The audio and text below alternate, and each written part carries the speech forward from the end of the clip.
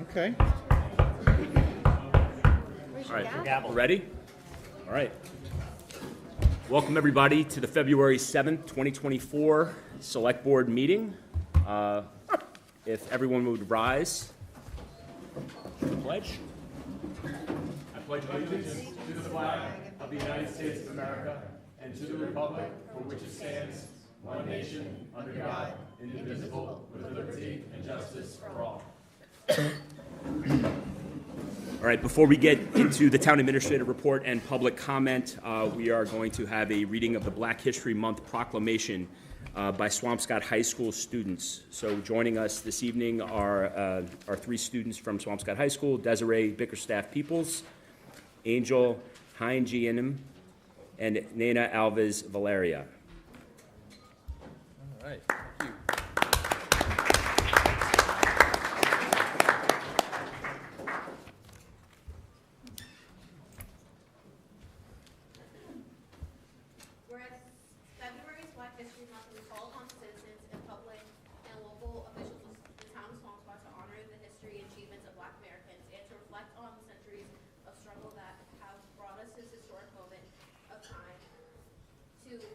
Lived up to the founding principles of our nation, the town of Swampscott, that all people are created equal and have the right to be treated equally throughout their lives. Whereas this observance affords a special opportunity to become more knowledgeable about Black heritage and to honor Black citizens who have contributed to Swampscott's economic, cultural, spiritual, and political development. Whereas after the Civil War, exodusters migrated from the South and settled in the Commonwealth of Massachusetts. They brought with them the desire for economic opportunities, freedom from oppression and harassment, and freedom to create their own lives. These settlers played an important role in settling the Commonwealth of Massachusetts and the town of Swampscott, as well as the rest of the United States. Whereas in 1915, Dr. Carter Godwin Woodson, noted Black scholar and son of former slaves, founded the Association for the Study of Negro Life and History, which was later renamed the Association for the Study of African American Life and History. Whereas Dr. Woodson initiated Black History Week, February 12, 1926, and for many years, the second week of February, chosen to coincide with the birthdays of Frederick Douglass and Abraham Lincoln, was celebrated by Black peoples in the United States. Whereas in 1976, as part of the nation's bicentennial, Black History Week was expanded and became established as Black History Month, and is now celebrated all over North America, Canada, and Europe. Whereas while the observance of Black History Month calls our town's attention to the continued need to battle racism and to build a society that lives up to its democratic ideals, this year's celebration and recognition of Black History Month are especially significant as we reflect on the historic challenges facing our community and our nation at this time. Whereas we acknowledge that Black history is American history, stories and facts fully interwoven in the political, economic, cultural, scientific, and democratic fabric that makes up our great country.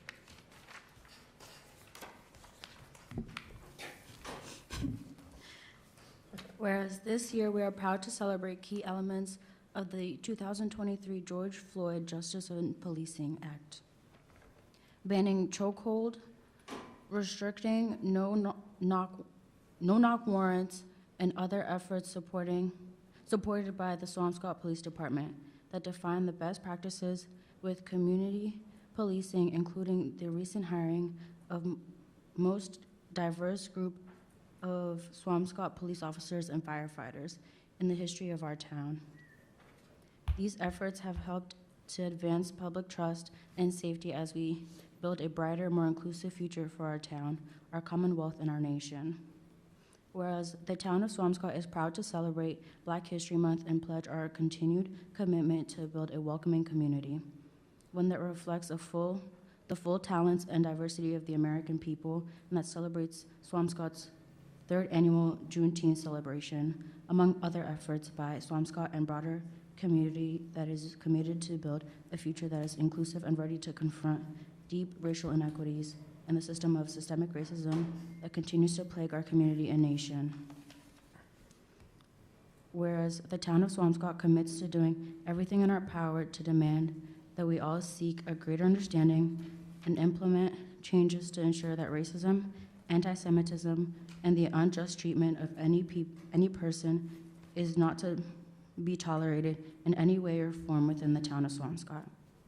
Whereas Swampscott Unites, respects, embraces diversity, will host a Black History Month celebration on Tuesday, February 27th, 7 p.m. at Swampscott High School to share important conversations about Swampscott's Black history, AML work to build a more inclusive community. Now, therefore, the town of Swampscott hereby establishes February 2024 as Black History Month. Good job.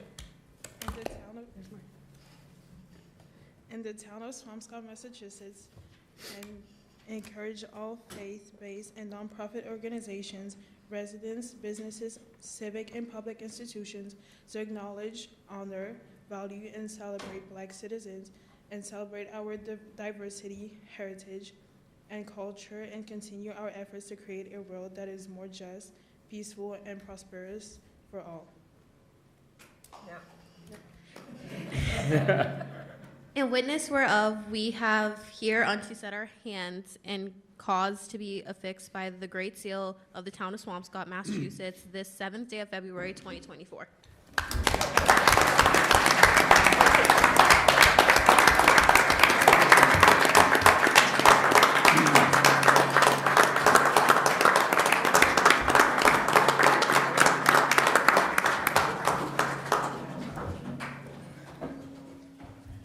I'm going to ask you guys to come back down for a second. So I just wanted to kind of tell the story behind how this patch was created. We wanted to celebrate Black History Month, and I had asked one of my officers to put something together to commemorate Black History Month. And lo and behold, Officer Wilson, I'll have you come up here. SRO Officer Wilson.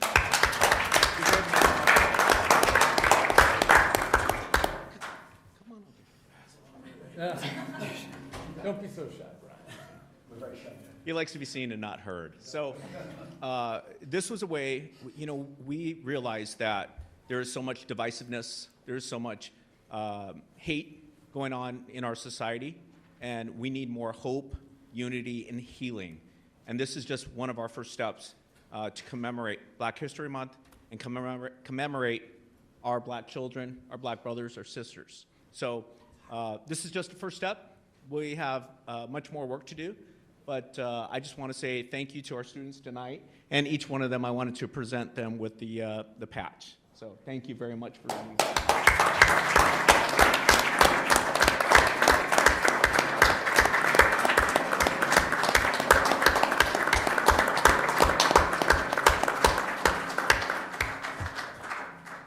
Brian can give a little bit more of the story, just so you guys have an understand, because it's so special of how it was created. So I'll have Brian just give a quick blurb of the story of how this came to be. Yeah, so the chief had asked me to kind of come up with an idea behind this. I won't lie, I was sweating thinking about it because it was a big challenge. Usually my partner does all the work for me, the dog, as you all know. But so I tried, honestly, Googling first Black History Month police patches, and it's a surprise and not surprise, they really didn't exist. So that presented another challenge for me, but working in the schools, I had the advantage. So figured the MECO room was the next best option. So Mr. Bailey was up there, who I work a lot with the kids, and we kind of asked the question of each other, and he happened to have a kid in his room who's an amazing artist, AJ. The pictures on the wall I was blown away by, so I kind of asked if he'd like to help me, and didn't even hesitate. So we worked through a couple of different designs, and here we are. It came out amazing. I mean, I'm just blown away with, took the kid 20 minutes to do what would have taken me 20 weeks, and I still couldn't have come up with something this good. So just proud of him, and it's amazing, and I'm proud to be part of this. Thank you.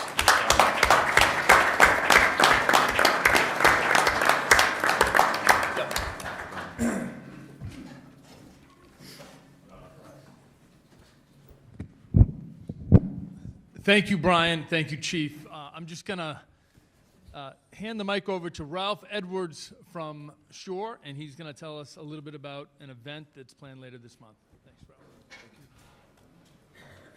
Thank you, Chief and officers, for, this is all part of making Swampscott a welcoming community. And I can't tell you, I've been here about 20 years, how this makes me feel a much greater part of this great town. So thank you, and my fellow citizens, thank you all for this. The next way in which we can all celebrate Black History Month is to attend a event at the high school here on February 27th. It's going to be at 6 p.m. And Mary DiCillo and I are here representing SHORE, the organization that's sponsoring it. It's the diversity group here in Swampscott. It's going to be a fantastic evening. Some of the things that will happen, there's a string quartet that's been brought together by a Swampscott resident that would be playing the music of Joseph Ballon Cavalier de St. George. He was born into slavery in Guadeloupe in the 1700s. His father, who was his owner, took him to France, and he became a great composer. And in his day, he was known as the Black Mozart. That music will be played. Any of you who were at last year's event saw the high school chorus, and they just turned the place out with their music. This year, it's the middle school chorus. And in addition to that, I'd say that our town historian, Dr. Nancy Schultz, will be sharing research done about Black life in Swampscott, beginning in colonial times. That's going to be fascinating. And one of our town poets, Enzo Surin, again, he's done this will be his third year, will be sharing his poetry and his insights about Black life in the 21st century. It's going to be a fantastic evening of poetry, history, music, and a great way for all of us to come together and get to know better the experiences of Blacks in Swampscott. And we owe it to the board and the administrator in helping us bring this all together. So hope to see you all there.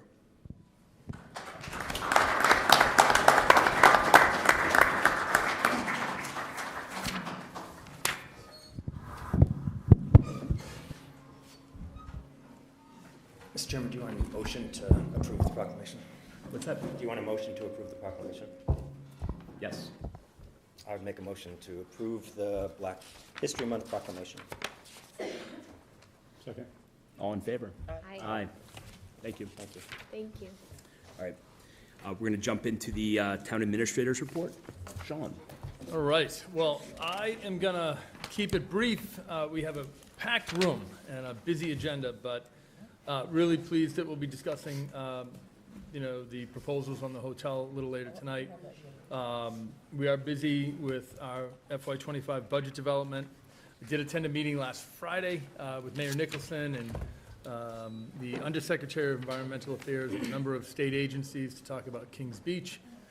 We are reviewing proposals for our diversity, equity, and inclusion consultant. Today we had a meeting with the selection team to shortlist recommendations for a public presentation with the Select Board.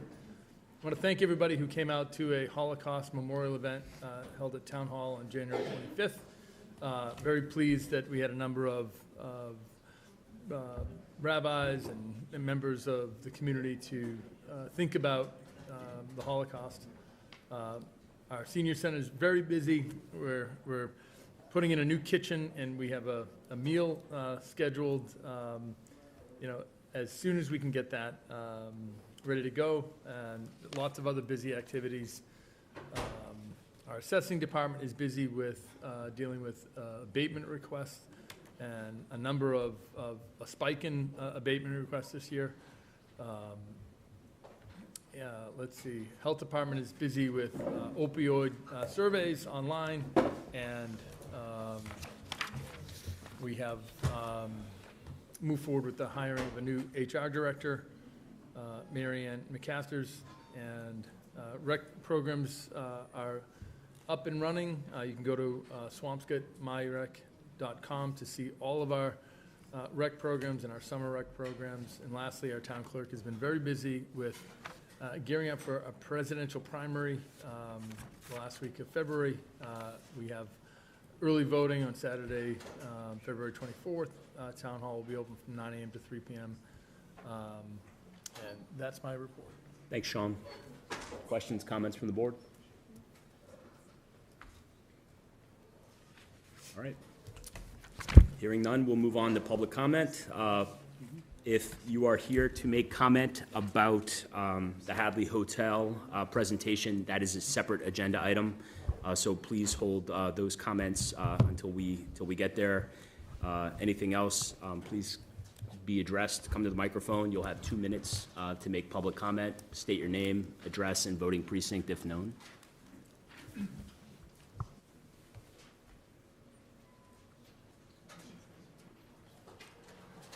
About what they were saying?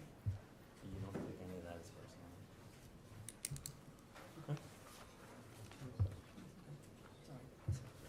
Thank you very much for this opportunity to speak tonight.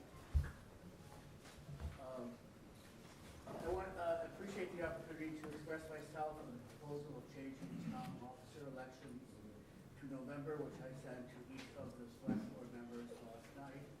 Sorry that I did not come up with this response sooner. I heard from some of the communities that my proposal to change town elections to November to coincide with state and federal elections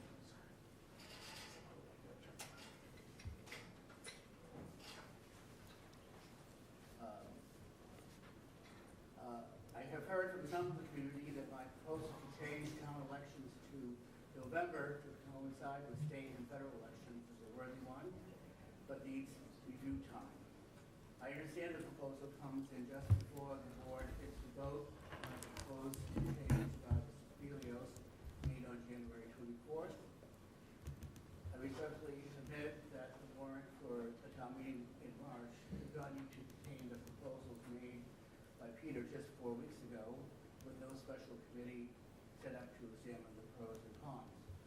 I submit that the 2 sections of the warrant concerning the change in election dates and the other concerning lowering the age voting be postponed for review to be prepared for the annual town meeting in May. It is my view there should not be any change made in the voter age until the town has made a serious evaluation of these plans to change election dates and related changes to the charter. Thank you very much. Thank you, Mr. Iannacone.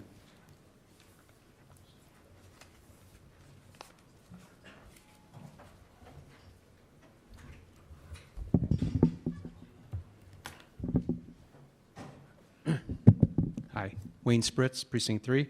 I'd like to address our dysfunctional local election turnout. Can you believe we have 12,000 registered voters in town, yet in certain election cycles, 85 to 90% fail to vote? Wow. We offer early voting, longer voting periods, voting by mail, but when only 10% turn out, it's not because they didn't have the opportunity or transportation. Are we really asking the right questions? Is it because of apathy and disengagement about the importance of town issues? Feeling that one's vote doesn't matter? Considering we have 25 plus town committees, our involvement at the community level is high, yet too many elected seats remain unfilled. It is a thankless job, as I'm sure many of us in town leadership know.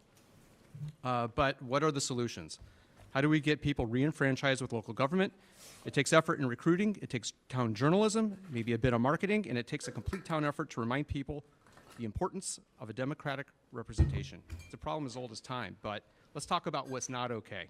Stuffing the ballot box with 300 unqualified underage voters in substitution for apathetic voters. It's actually anti-democratic. And why? Well, considering this new class of voters is under the direct control of other voters, how can the public expect impartiality given the extensive influence and control in their lives? It's in the home, it's in the freedom of travel, their financial dependence, the ideas that they are taught in school, and their grades, which are controlled by other adults who have direct interest in how the town votes. They still haven't taken civics. They can't legally have their own bank account without a guardian. They're not allowed to freely operate a vehicle. They literally need permission to miss school, but hey, let's give them a town credit card to vote on a $100 million school. Or vote in a teacher union issue at the school committee. How will this new class be informed on an issue? Who will be allowed to call them, speak to them, contact them, all without parental permission or interference? What role will the schools have in electioneering during school hours? Or something that the school staff can directly influence while students are forced to attend an educational experience? I mean, even military recruiters need parental permission to contact minors. So while in the school environment, would this new voter class be influenced at an age where popularity is a strong motive and cognitive rationalized reasoning is still developing? I really hate to say this, but this is a cop-out to avoid the hard work of voter engagement. Thank you, Mr. Spritz. Ask one more sentence. I would just ask, I would urge that the board drop this article, consult with the Board of Registers, and hold the public hearings on voter engagement like we do with every other important topic in the town. So as not to be a hypocrite, myself, let me know how I can help. Thank you. Thank you, Mr. Spritz. Hey, Mr. Hale. hey, David, did you make known that what they can speak on or not right now? Yeah. They know that. Yeah, there's no Hadley. Everything else. Okay. Fair game. Hey, folks. I'm Ryan Hale. I'm chair of the Capital Improvement Committee, town meeting member, and Renewable Energy Committee member. I'm addressing the select board today and the members of the community to express my concern about the current trajectory of the pier project. I've tried to use my position as the chair of the Capital Improvement Committee to vote with my feet in that committee and was outvoted. So I wanted to raise my views here in a more public forum to give our town meeting members more information and a chance to prepare for the vote on the warrant that's coming up. My main concern is that the trajectory of the project has drifted drastically from what was recommended by the 2015 Hazard Mitigation Plan, the 2016 Coastal Resiliency Study, and the 2020 Harbor Plan, all of which indicate the #1 priority should be installing infrastructure to mitigate storm damage, wave action, flooding, and wind damage to property along the entire coastline of Swampscott. And the current focus of our spending is on the pier. And the motivations for the current pier project are to maximize the mooring area for the fleet. And those do not align with the priorities that were laid out in those previous reports. I think that we have a chance to stop the town from throwing good money after bad and revisit the original priorities, which are to protect the entire coastline of the town, not just the pier. I do believe we need to replace the pier. And if this request had come through like every other capital project we see of, we have this knackered building, let's build a new one, this would have been something I would have approved easily without this much discussion. However, the current scope of the project has grown drastically from a simple replacement in kind. Regulators have said it's dead in the water, and I think we should stop spending money on it. So my recommendation is that we change course. We take the capital project as it's currently written out of the plan, and we redirect our funding towards engineering studies for infrastructure that will protect our entire coastline from flooding and storm damage, and tackle the replacement of the pier next. If we don't fix the coastal flooding, the pier will not last long enough for us to replace it. Thanks for taking my comments, and if you have any questions, I'll be here. Thank you, Mr. Hale.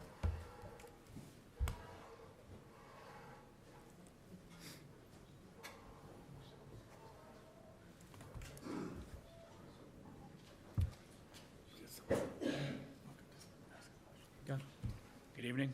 Chris Swartz, District 5. I first want to start by thanking all of you for the hard work you do. And I agree with just about everything you said. I'm a 23-year naval officer, lifelong sailor. I think that as a seaside town, while we need to do everything we can, we are you know what I'm saying. We're connected to the ocean.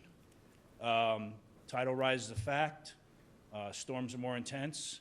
In fact, I even heard just the other day that meteorologists are looking at making a hurricane category 6 because of that fact. So it's important that we continue to do all we can to have infrastructure built so we have sewage-free harbor, that we do everything we can for shoreline resiliency. I understand that the pier project has been a 10-year project. We're in year 4 of this project. If you look at the pier is the artery to the ocean. It's how we get out to our boats. It's how we have access to the ocean. You know, and if we can't figure out how to do both things simultaneously through proper grants, through proper research, then we're doing it wrong. So, thanks for your time. Thank you. Thanks, Mr. Schwartz. We have someone online on Teams. Diane, I can't see the name. It's Charlotte Garcia. Okay. Ms. Garcia.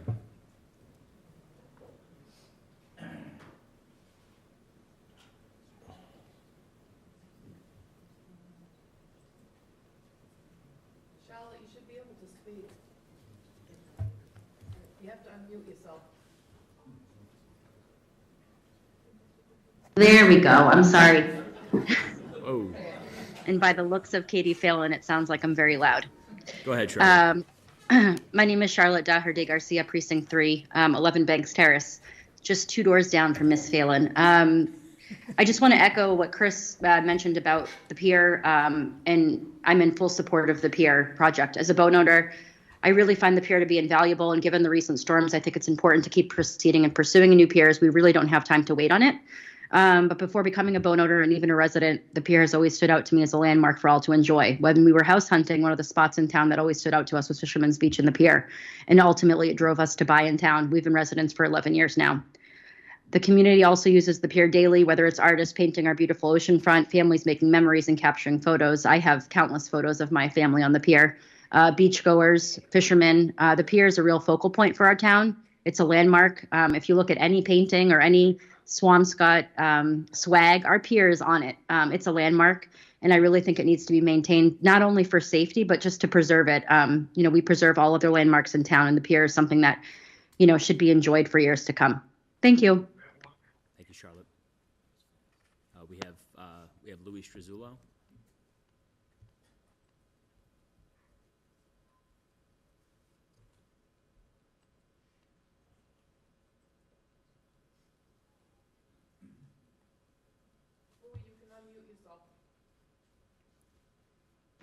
There we go. Okay. Hello, everybody. I'd like to thank everybody for attending and for the select board for taking this time. I just want to reiterate what everybody said about the pier project and about climate control with this building of the wall and fixing that structure to protect us. But one of the biggest things that I wanted to hop on with the pier project is that this town is seeming to make a great turn. And with the thoughts of what's going to be going into for the hotel, and for the thoughts of everything moving down the line of the coast and possibly bringing more tourists to us, the pier project is a focal point there, because it's going to attract more boaters. It's going to attract more people to come to us, I sound like Parisian now, not only by land, but also by sea. So I really think that this is a great opportunity right now for 2 things. One, to protect us because of everything that's going on with storms, and to make sure that a piece of us does not get destroyed. And also 2, because it's going to help us build Swampscott into a focal point of Massachusetts with bringing people by land and sea. So I would encourage the select board to keep striving forward with the pier project, keep striving forward with building up for climate control and protecting the wall and building up, looking into ways to protect us so that we don't sink with the sea. Thank you very much for your time. Thank you, Mr. Struzzulo.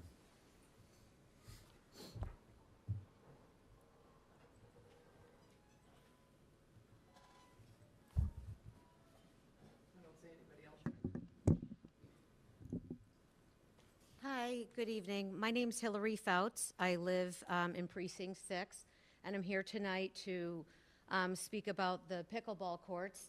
And first, I want to thank whoever authored and obtained the grant. I would be lying if I told you I don't know who was responsible for that, so thank you for whoever is trying to provide another amenity in our town. I've been a real estate agent here for 2 decades now. I grew up here.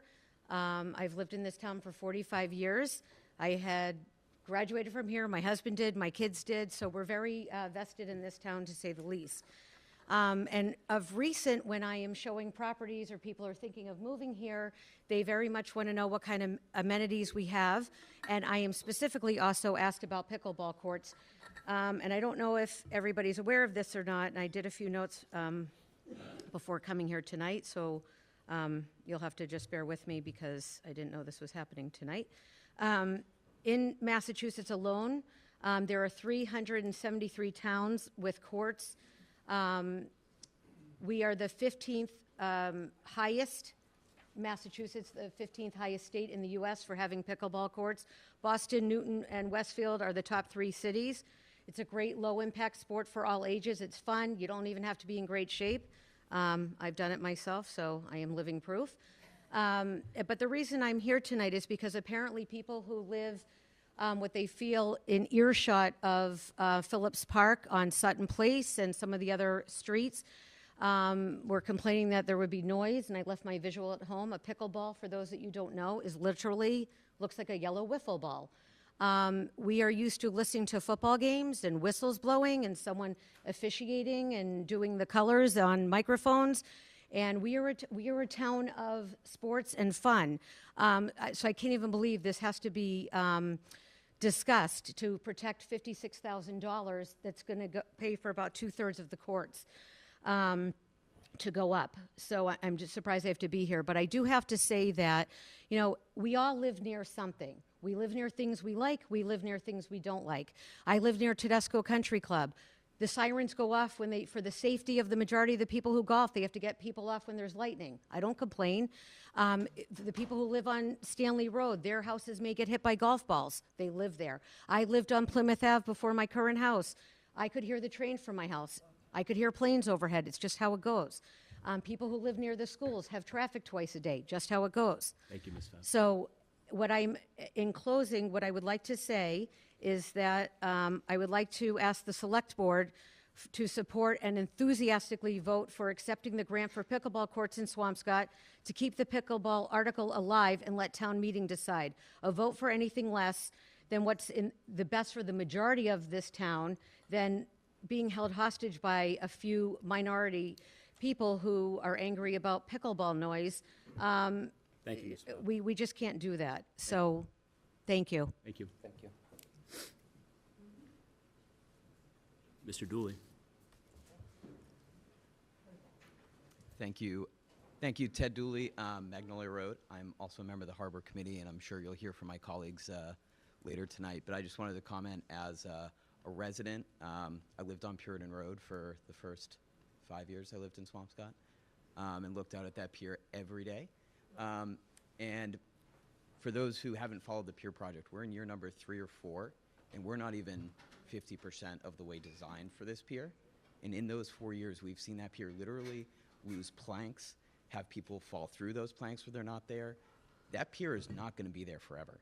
And this project takes years. It could very well take a decade to get built.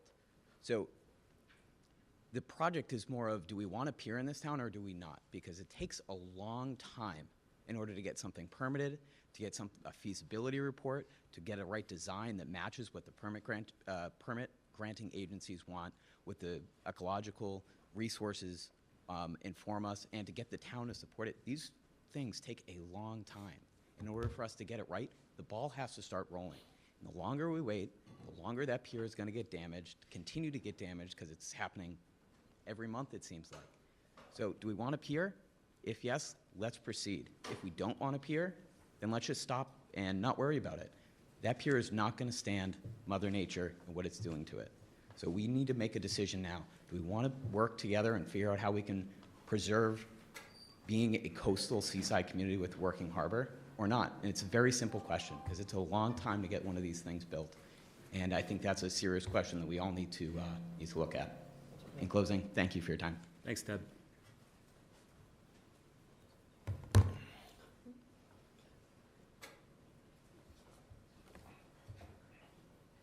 Good evening. I'm Dr. Stephanie Neumann, and I'm from Precinct 5. I am going to speak about the pickleball courts. Pickleball is a fabulous sport, and the location where we place those courts should take into consideration how the courts will impact the community around them and as a whole. Now, the concern that was brought up earlier is the noise. Yes, the noise is very disturbing. In fact, noise is frequently used as torture in certain countries. But the problem extends beyond the noise. There are issues with flooding. There's a floodplain area where the pickleballs were originally suggested to be placed. I have photos of them on my phone. I don't know how they can be projected on the screen. I can show it to the board right now. I have the printouts for the board. Oh, you do? Okay. Do you want to speak on this? Well, Ms. Newman, why don't you finish your 2 minutes? Okay. All right. I've got 6 copies, so everybody on the board can have it. So my point is, let's do pickleball courts, but let's not do them at Phillips Park. There was already a vote at town meeting, and it was defeated. So it's being brought up again at town meeting for the same location. We have had temporary pickleball courts at the middle school. Why not make them permanent? There's an area near the cemetery where the dog park area is. Why not put them there? I'm not against pickleball courts. I just think it should, the town should take into consideration the hundreds of people who live in the area of Phillips Park who will be impacted in a variety of ways by having pickleball courts there. Thank you. Thank you. Thank you.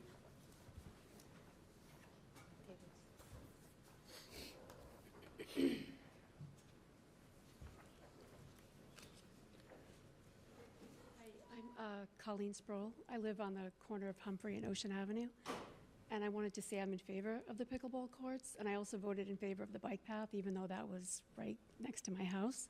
And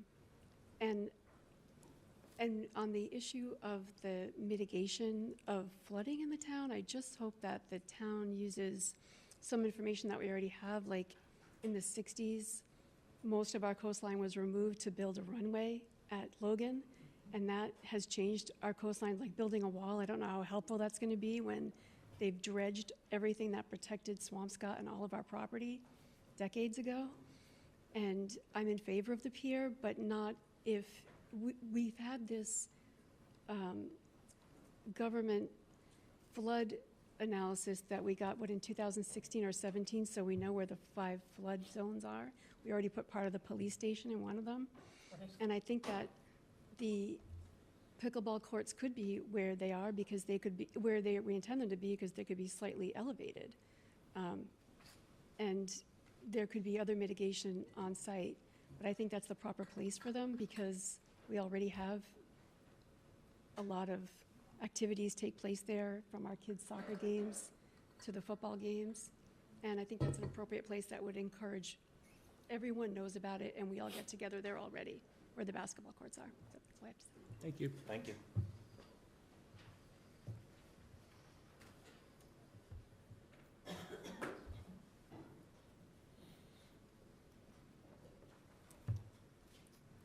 Hello, Maria Williams, Precinct 5. I live on Puritan Lane, and my family owns property on Sutton Place. And this is about the pickleball courts. Because there has been so much being built in this area in the past few years between the Bertram House and the police station and other things, the water table is not able to take the water that's going to come in for these pickleball courts. The flooding that goes on in Sutton Place right now is up to a doorway coming in 2 feet deep, and a lot of this, there's no drainage if we have more hot top going down here. It's also a situation where our kids play sports on these fields. People want to use the beach. You can't have the parking there anymore if you put in pickleball courts. all the parents that want to take their kids to the playground that use the parking lot there, a lot of that's going to go. A lot of the parking for the football games and all the other sports that are being played there will not be there if the pickleball courts go in.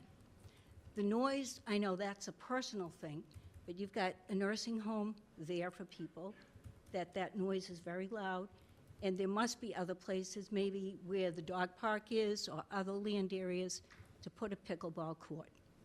But it's really, there's wetlands there, and the land is not used for enough things that it's, I just think it's not going to work well for the watershed and that there.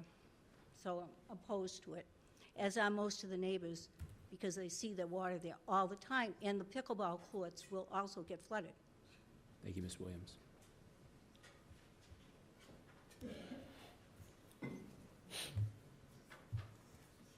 Neil Pearlstein, Precinct 5. I'm the one who gave you the pictures. Yep. What you're looking at in those pictures is from the 13th, where you've got the paved parking lot, which is underwater, and the area that was originally proposed for the pickleball courts also being underwater. I have other photos of the neighbors along Sutton Place. I'm not a fan of the noise, but that's not my big concern. My secondary concern is the lack of parking. That area, just sporting events that go on. And gentleman just stopped me. I coached soccer years ago on that field, and there is no parking when everybody's there. And in the end, there are other areas that I went out and looked at. Behind the middle school, down by the tennis courts that are there are 100 or more parking spaces there. Those kids aren't driving to school, so why not use some of that? It abuts up against a wooded area from Tedesco. Why not use some of that? And another area is up by the dog park, which at one time they tried to put in that same area in Phillips Park, by the way. And now there's a coyote who's set up house there, but there's also areas with lobster traps, and there's plenty of room just reconfiguring that. And then also acres of land behind that where the DPW has a yard, but there's a whole stretch that goes down towards the cemetery that's acres and acres of land. There will be a perfect spot for a pickleball because you don't have to worry about the flooding. You don't have to worry about the neighbors. So that's what I wanted to make you aware of. And thank you very much for your time. Thank you, Mr. Pearlstein. Mr. Riley.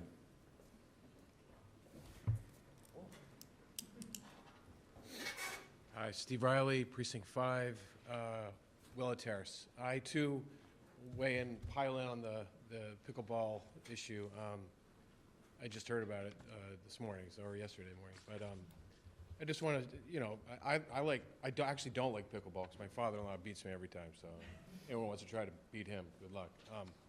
But it seems to me that it seems like the issue here really is location. The noise is a real thing. There are lawsuits all over the country about it.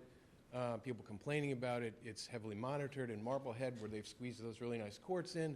The neighbors they've come to some kind of agreement about that. It's been a huge issue there, as it is almost in every community where you put one. So that's a real thing. But it seems like the real issue is for me, is the use of that location. That is, it's a wetland. Anything that heavy is going to sink. That ground is always settling. I live down there after the most recent storm. This gets to what Ryan Hale was saying. There were waves coming over the Eisman wall onto the grass, over the wall, and thousands of gallons per dump. And we've had 2 of those in the last 5 years. There's going to be more of those. So it seems like a better location should be found, I think, for that. And also, there's a lot of boat storage there, a huge place for people parking. They park all the way up and go all the way back to the paved side where the nice new paved parking lot. So in the summer, it's a heavily used public space. It's not just empty space, for a court or, there are other empty spaces that people have already identified which are suitable. There's parking, there's privacy, and there's flat space that drains well. So that's it, thanks. Thank you, Mr. Riley. Yes, ma'am.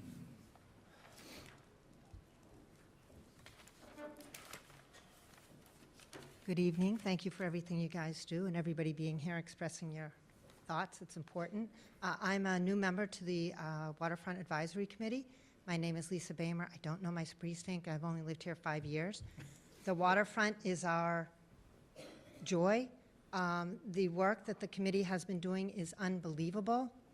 If you're not sure, take a look at their minutes. From the eelgrass to taking a look at what's happening, the rising water everyone's talking about. It's important for the community to recognize when people move here, as you're saying. I owned a gift shop. First thing they want to say is, where do I take my family? Where can I take my friends? That's where we experience life, is down along the waterfront there. We run errands up in the other part of town. And so it's very important, I feel, to create, and you are doing it with the work that that committee is doing. Thank you for having me be a part of it. I feel very much a listener and a learner. But they're doing a phenomenal job, but there are deadlines to get grant money, and if they don't bore by a certain date, they don't get that money, and you start all over again.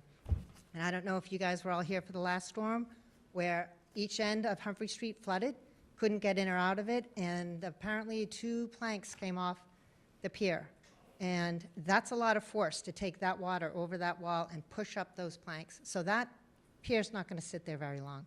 And we did vote to move it. We want to make it more accessible so people know it's handicapped accessible. You can get up and down that, and that it is an iconic symbol of our town. Thanks. Thank you, Lisa. Thank you.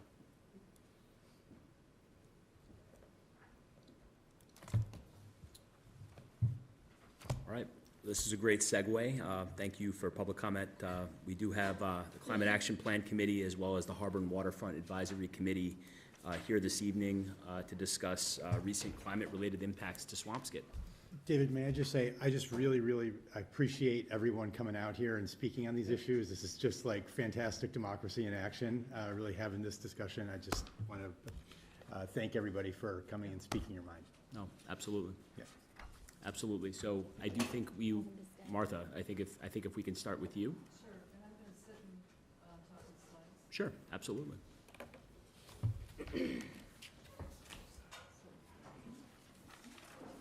Resiliency. The resiliency PowerPoint. Diane? Yes. Here it is.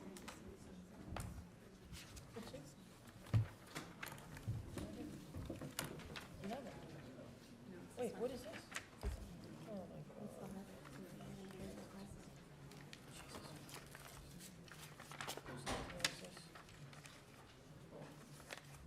Are we ready to go? Do you care about the flooding? Yeah, but not. Is this slideshow? Oh, okay, sorry. It's weird. I care about it. Okay.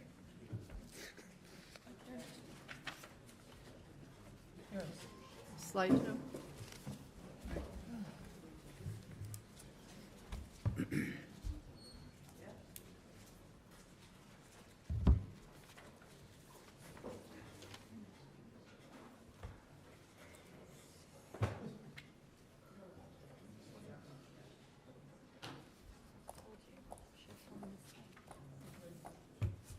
It's their choice. Imagine, go to your house and flood it every 3 years, 20 years from now. I won't be there at this rate. It's going into conservation grant. Oh, good. Excellent. Be a marina. Like a You're so simple. Can be a dog park. We could raise seawalls. Why would they do that? We don't have. We don't have. Where do we get started? What's that?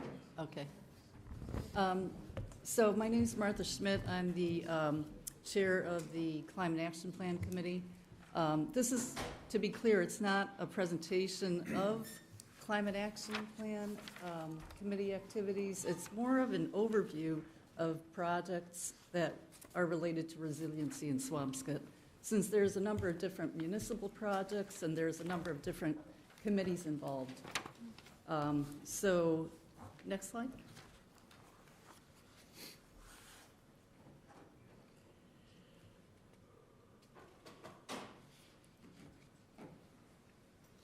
Okay, so how do we address climate change, which is making our weather more severe, causing flooding and other events? So there are really two major ways to address climate change. The first is to reduce our greenhouse gas emissions, and the other is to mitigate impacts from climate change. So this slide just kind of bins the different activities, including related plans and committees in Swampscott under these two approaches. So, for example, Renewable Energy Committee works on emissions reduction projects by promoting energy efficiency. And at the municipal level, we've taken advantage of Green Communities grants to implement energy savings projects. Under resiliency, we have our town's hazard mitigation plan, recommendations from the Kleinfelder report, and a number of committees that also contribute to resiliency activities. Next slide.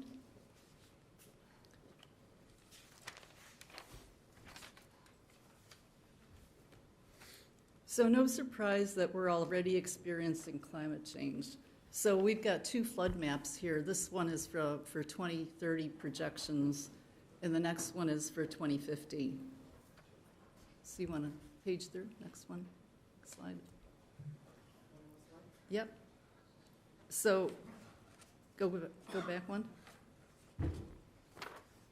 So you'll see in 2050, the gray regions show areas that'll be flooded at least once a year at 100% probability. So, you know, we talked about Phillips Park, so, you know, there's assets such as the police station that are impacted.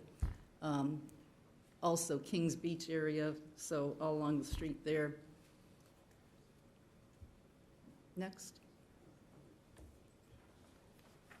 And then in addition to flooding events, climate change is also driving extreme heat on occasions.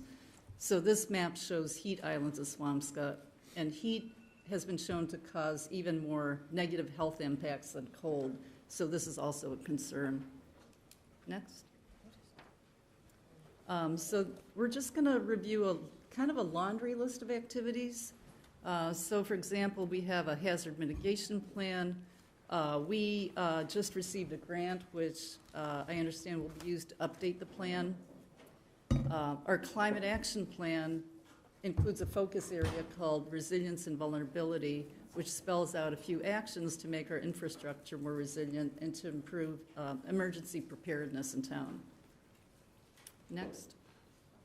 So with green communities, we are a green community, and we've got over $1 million so far since over the last 10 years.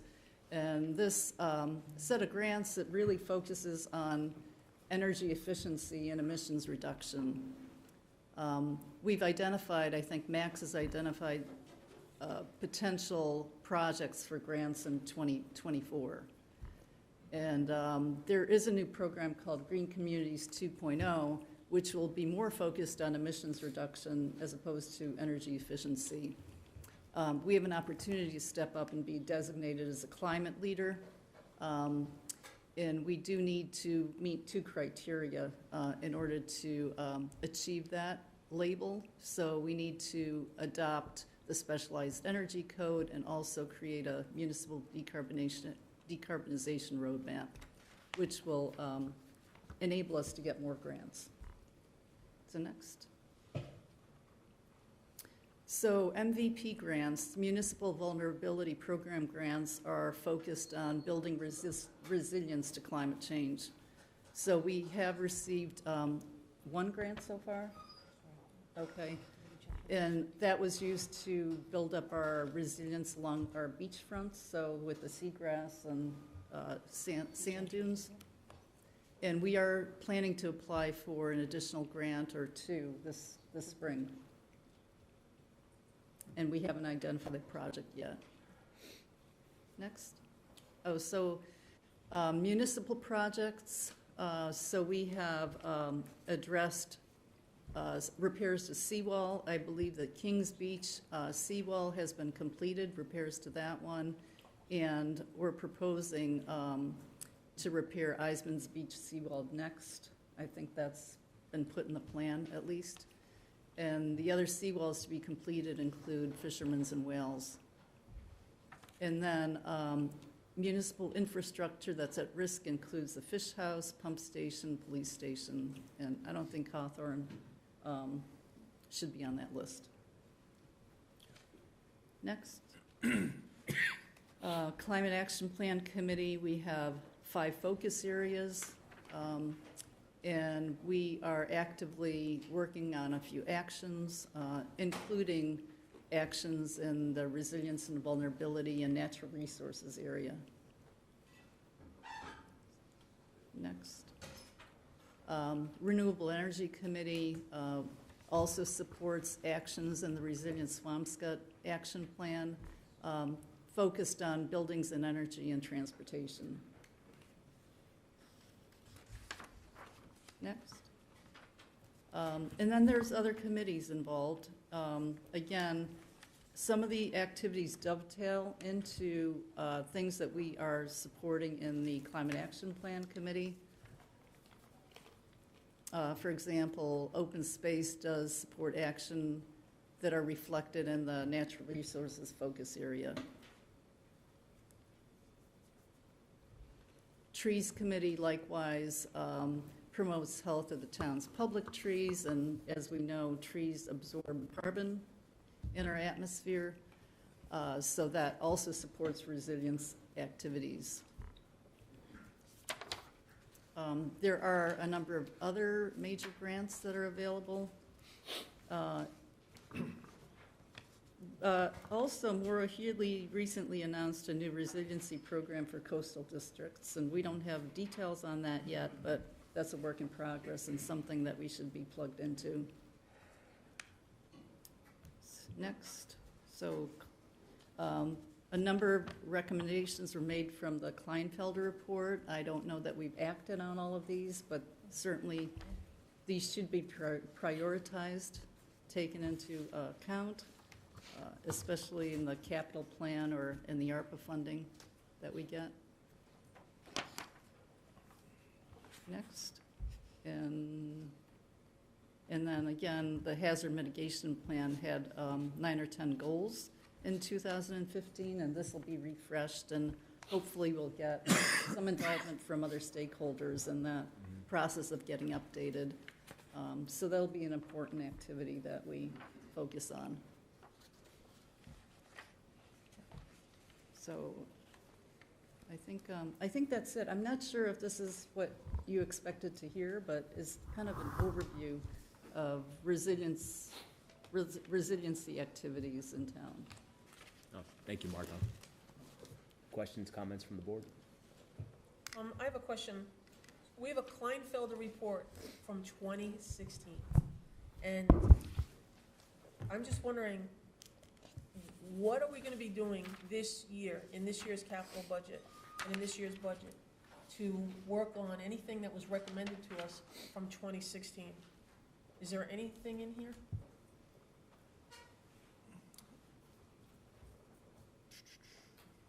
Yeah, I don't believe that we have anything in the project that's connected to that report.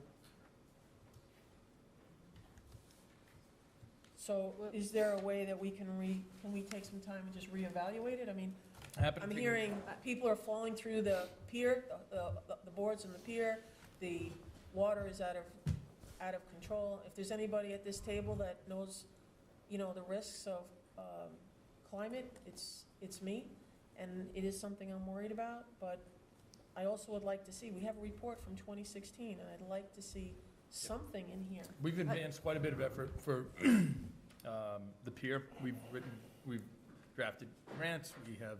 Well, we're going to be talking about the pier next, right? Yep, So but I'm you brought it up. I'm just talking So about this here. I want you to know, like, we're working with state and federal agencies on getting funding for many of the projects. We've got a harbor and waterfront plan that has, I think, a series of projects in there that I've gone over in great detail with our congressional staff, and legislative delegation, just to try to, you know, identify some opportunities. We've built some of those projects into, you know, some of our harbor and waterfront plan. So I think that's why we're here tonight. Yeah. Right? I mean, respectfully to your question, we're here tonight to have that conversation and advance that dialogue. And I think when we hear from the harbor, I think we're also going to hear about the living reef or the breakwater or any number of versions, which is a key resiliency factor. And so I just appreciate your question, but I think that's actually why we're all here tonight to engage in this conversation. The other question I have is, when Neil Duffy was here, he talked a lot about the leaks in the gas lines and how that plays a significant role in the climate. And I'm just wondering, how are we focusing on that, working with National Grid, and anytime the roads are open? Like, what is that plan? Because he really focused on how that played such a major role in the Yeah, climate. it's a good question, because I think the gas leaks buildings are responsible for like 52% of our emissions, and I think gas leaks another 8%, if I have the number right.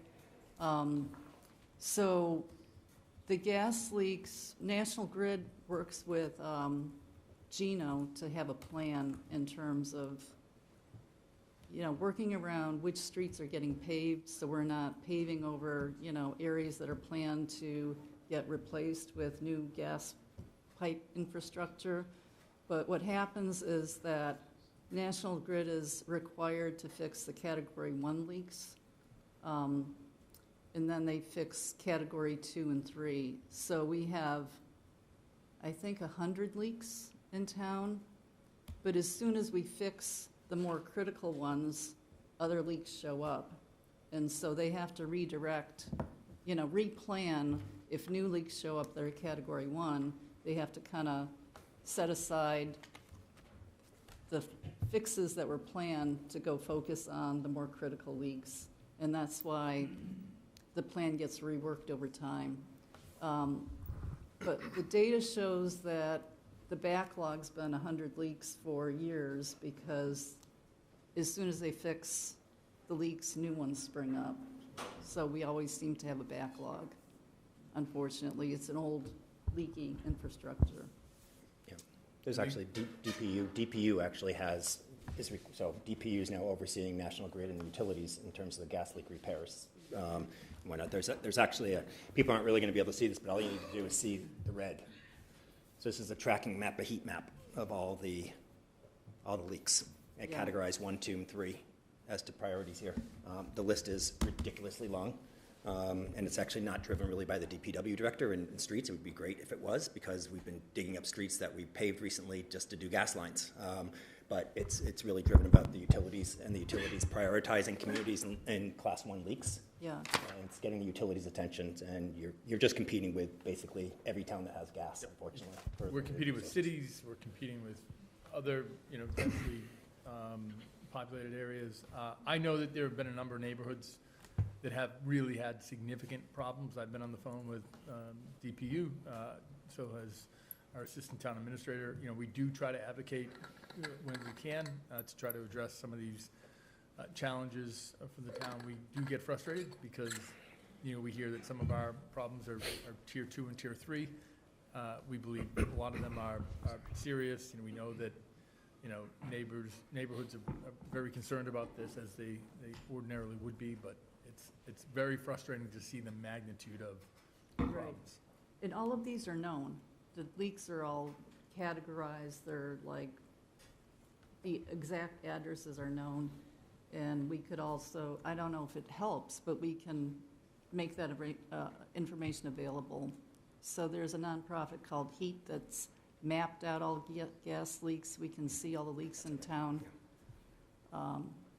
So if it's helpful to make that available, we can do that, or, you know, generate reports on a regular basis as well. So Sean, has the town made investments in climate action and coastal resiliency over the last 10 years? Yeah, we have. We've got projects, we've done some resiliency work in front of Fisherman's Beach. There's been smaller projects, but nothing major, nothing that really kind of reflects a major piece of infrastructure that will mitigate damage based on, storm data and frequency. So what are the investments that we're going to need to make today for the next 5 years, the next 10 years to So I help think we protect need every one of our seawalls. Can we just have needs this meeting? cantilevers. That's why we ask these people here to educate us. I mean, I appreciate we're asking the question, but I thought that's actually what our agenda was tonight, was to get smarter. So that we could, okay, well, he was about to answer the question, and I guess the point was we want everybody to learn here. I'm sorry, I didn't mean to interrupt, but the truth is we haven't made any investments. And I'm sorry, I know we're doing small things and we've gotten a couple of grants, but I think there cannot be even a reasonable debate that we've done, never mind enough, that we've done meaningful something as a coastal community exposed like we have. Like, I just don't think that's a fairly debatable thing. And so I think that's why we asked these committees tonight to come educate us and raise the issue publicly so that we can raise the discourse publicly. So I appreciate, Sean, you wanting to chime in and say things we've done, but respectfully, and I'm not putting it on all of us, we are behind. But there are a lot of opportunities. No, there is, but can we? Yeah, let's hear from Harbor and Water, and then we can talk more, maybe.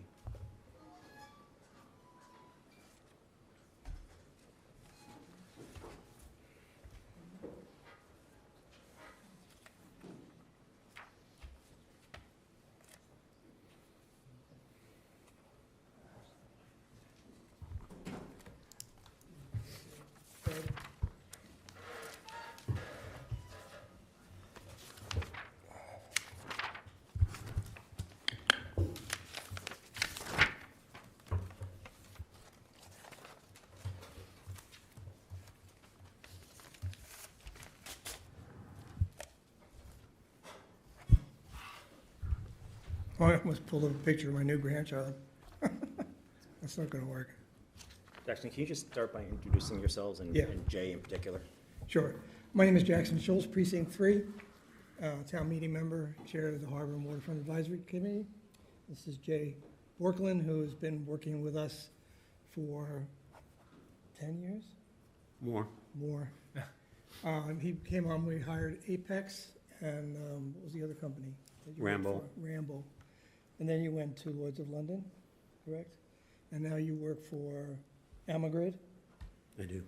And they're the ones who are doing all the wind farm off of Martha's Vineyard, and he's basically, he's the go-to guy on our committee. We rely on him and our engineer, John McAllister, greatly for their input and experience and helping direct us in the right direction for mitigation and all the things that we've been talking about tonight. Mr. Chairman, can I just take a second just to do a different introduction of Jay Borklin? Jay Borklin's a town of Swampscott resident. He's raising his family here. He's been here. And I say that just because you guys should all go Google him. You should go look up his CV. You should look up his background to understand that we happen to have one of the foremost people to deal with the issues that we're about to talk with that happens to be a resident here.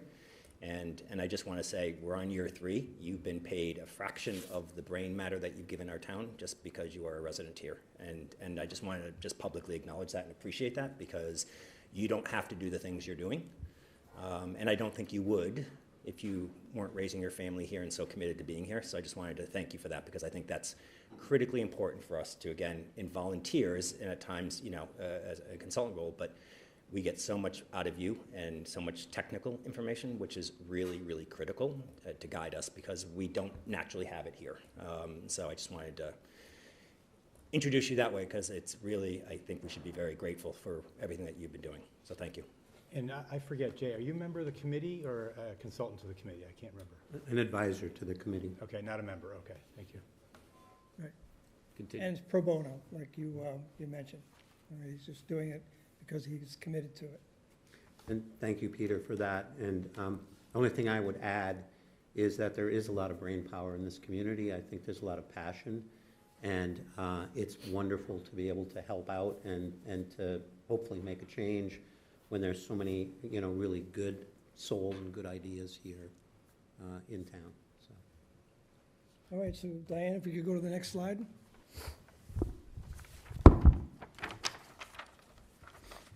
These are the three plans that we have currently in place. We've got the 20 master plan, the harbor and waterfront plan, which was approved by the select board in 2020, and we are now in 2024. And then the resiliency plan that we had spoke to earlier. And if we could go to the next slide, please. This is what we were looking at on January 13th of 2024. This is obviously Fisherman's Beach. Those are Jersey barriers. Those Jersey barriers are designed to keep cars from running off the road, and they're getting tossed around like bricks. And you can see the flooding in the parking lot. You can also see, if you look a little closer, how the waves are actually over the pier, which is why we're losing those 4 floorboards at the entrance to the fish house, which I will comment on is still there. I was down there this morning, and those floorboards are still not put back. And one of the reasons they're not put back, I think, is because the joists that they rest on are all rotted away. And you'll see pictures of that coming forward. Next slide, please. This is the, we got 2 grants. The first grant was for $100,000, which we were able to do the feasibility study for the pier. And we have recently, as of July 28th, 2023, got a second grant for $212,800 to try to get us up to 60% design for the new pier. Next slide, please. So we're going to show you some slides now to reinforce the damage that has been going on over the years to Fisherman's Beach and the pier. These, you can see the Richdale at the middle slide there, completely submerged. Can we have the next slide, please? This is a result of the storm of 2023 in January. And I want to emphasize that those storms are not hurricanes. They're just regular run-of-the-mill B-flat storms out of the southeast. If we were to get a hurricane, say goodbye to the pier. It's gone. And I don't even want to recollect what would happen to the fish house if we were to get a hurricane. Next slide, please.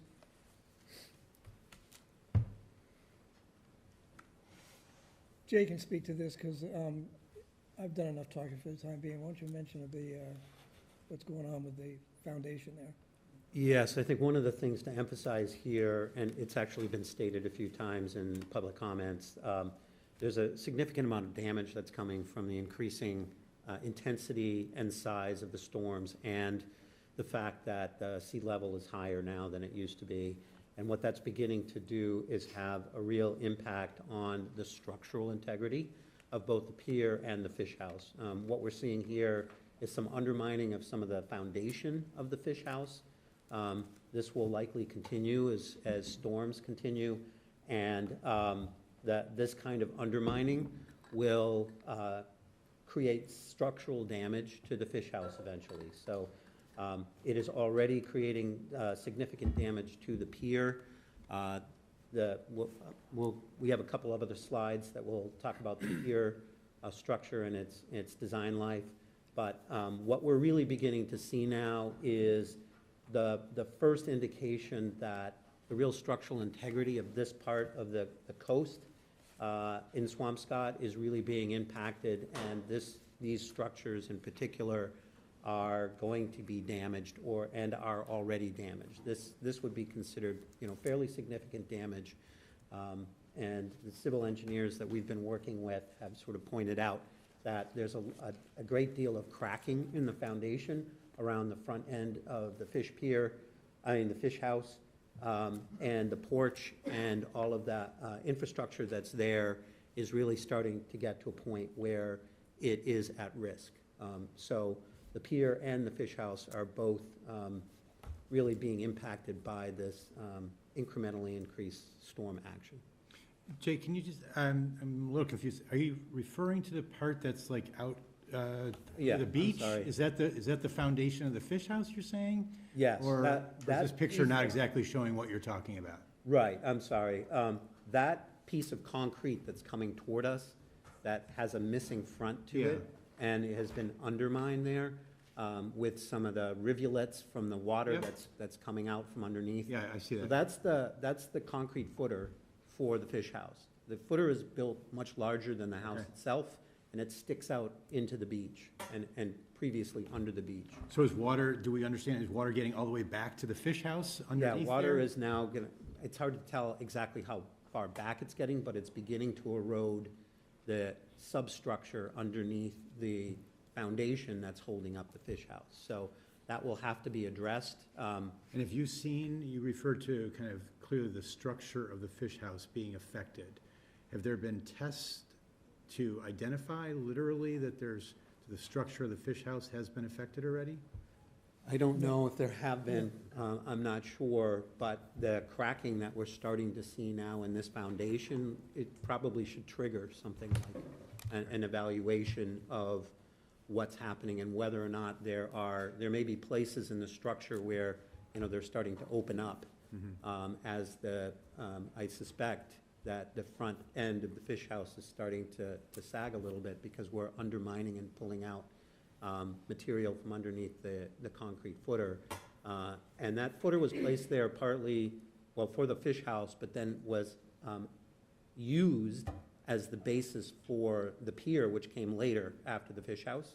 So the pier is resting on that as well. And we didn't put all the photos, of course, in for this presentation that show the damage, but there's a number of places where there's falling concrete related to where the fish house and the pier come together. And that's occurring because of the storm damage. Has there been a professional assessment done of the expected time for this to break down? No. More fully? No, we're seeing the beginnings of it, and that has not taken place. But it's paramount to point out that this is in the process of happening. Yep. So Jay, just a quick, can this, so right now, as it stands today, this could be fixed. However, just with the frequency of these storms, it can be fixed, and then it can degrade and erode continuously. So you're constantly in this cycle of repair. Well, one of the concepts that is being considered, or is considered to be very important, maybe paramount, within the pier project, is to include resiliency for the front end of the fish house. Yep. So whether the pier is rebuilt where it is, or whether it's moved to another location, the current project envisions that there will be resilient interventions in front of the fish house that will help protect it and hopefully stop or at least reduce this level of storm damage that is creating the problems that are with the fish house. So one can add resilient, now there's nature-based resilient solutions, and there's walls and structures that can be placed in there. That comes out in permitting and in what the desires of the community are, but in any case, there are a number of resilient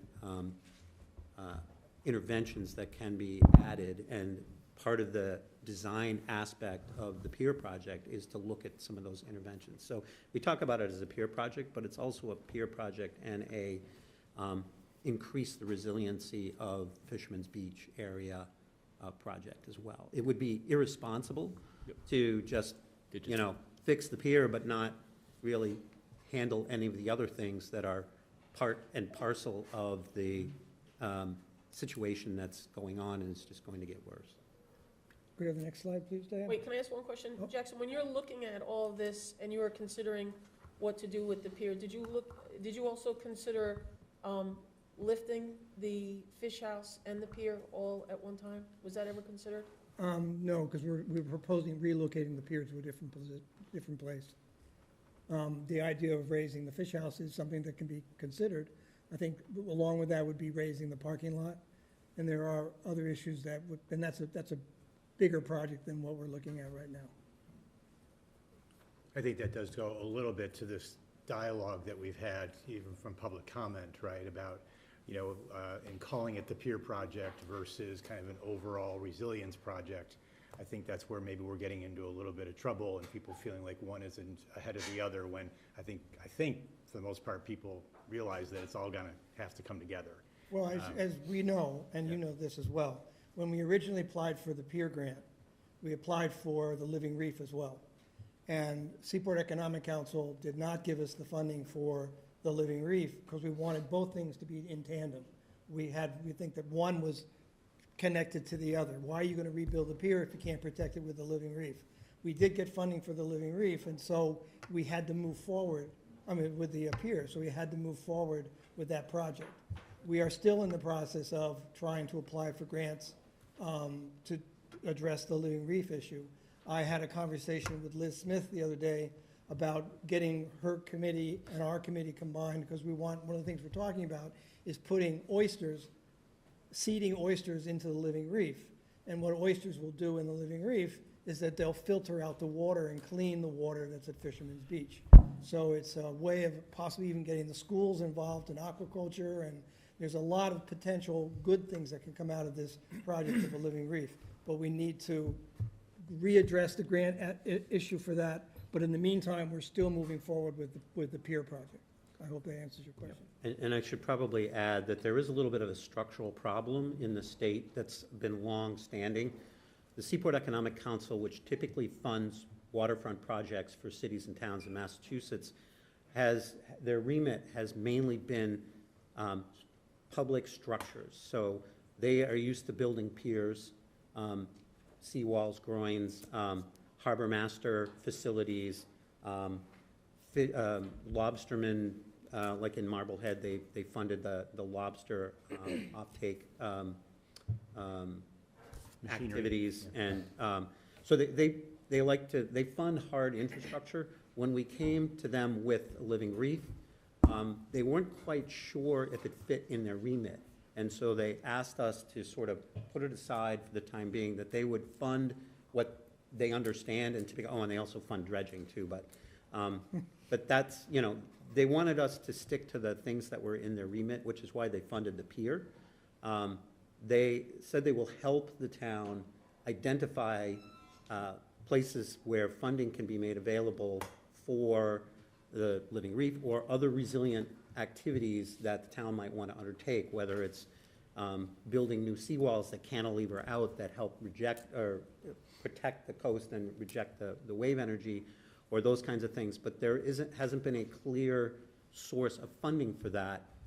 There's a new administration now, relatively new, and they have some folks, we'll mention it later, there's a resiliency czar now, and what we're hoping, and there's a bunch of communities on the North Shore that are interested in creating a regional resiliency group. We think that we should partake in those activities and really look for the funding in the longer term situation. It's been mentioned here several times that the big picture of protecting the whole coast, those are the kinds of things that Seaport Economic Council typically doesn't do. Coastal zone management or DEP or EOEA, the state agencies that are involved in the environmental, have been involved in that, but really the problem is happening faster than the government is changing its way of thinking. And so we're hoping that we can at least stay on the forefront in terms of trying to figure out how to really take a comprehensive approach to the problem. In the meantime, we've been given money to do a structure, and we will try to work in some resiliency activities for the beach and for the fish house into that structural thing. But the Seaport Economic Council, at least thus far, has not been providing funds for the kind of overall resiliency that we'd all like to see. So that's a work in progress. Can I just ask, as you go through this, if you can just help educate me and others perhaps on what is necessary because of resiliency versus not resiliency. So for example, I think that we all have, and someone spoke about it in public comment, we have romantic notions, if you will, attractions, good warm feelings about our view of the pier and our view of the fish house. And so when we talk about changing those things, that unsettling, right? And I think totally understandable, it's unsettling, but I think there are certain realities that you're going to talk about things having to change because they can't stay where they are because it's not resilient. They will end up in the water, or there's not going to be any funding for them if you want to not make the change. And so I think it would just be helpful as you talk about the pier, and again, as we talk about the fish house, right, and talk about the parking lot, talk about the areas. There's so many things around town that we are so comfortable with and that we like, and I'm as guilty as anyone to that, right? But that we also have to begin including in our dialogue the reasons for the change, and discern that, just so that that's part of the dialogue here, just to help us and help us change our mindset a little bit about those things, because it is going to require some drastic changes. Because in truth, it's not likely we're going to build a big wall around the fish house. What's likely is the fish house is going to probably need to be elevated because the grades there are what they are. And so it is more likely than not, if you're going to get millions of dollars for the fish house, it's going to be to do something that not just people in Swampscott, but the state and federal government say is going to be truly resilient, and do those things. So I think just as we talk about it, that would be helpful, Jay, especially the pier, because I know we're going to talk specifically about the pier, but why can't we just have this pier is just something that always sits in people's minds, and I think we just need to include, I would ask you to include that explanation in your words. That sounds good. As you go forward. Yeah, thank you for the comments, and I think you just sort of summarized our last slide. Oh, sorry. I haven't seen your presentation. That's great. We can. Diane, can we have the next slide, please? We're going to go through the rest of these last ones pretty quick. You can see on the left-hand side there, the pier up against the fish house, and you can see the concrete and the granite being deteriorated. That's the hole in the pier. It's not 3 floorboards. I believe it's 5 floorboards, and you can see that the stringers are all rotted away. And your last select board meeting, you were introduced to Doug Schmidt, who happened to find that in the middle of the night and go halfway through. Fortunately for the town, he didn't hurt himself badly, and fortunately for him, he didn't hurt himself badly. Go to the next slide, please. And I'll move down next slide. There's some more pictures of the sand getting dragged away from the foundation of the fish house. This is just showing some of the undermining of the ramp that leads up to the pier and also the fish house.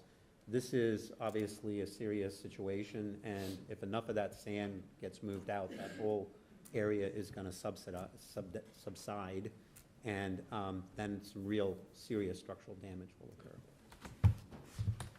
And next slide, please. Here's just some more wave action and pictures around the fish house and the parking lot. Next slide, please. And there's Humphrey Street. Next slide, please. There's some more, you have all the sand in the parking lot, and you can see the wave action going over the pier, which is why the pier has to get raised. Next slide, please. This is a movie, I don't know if it's gonna play, because it didn't play on my computer, but You have to click on. there's a push button at the bottom. Maybe you can. There it is. There it is.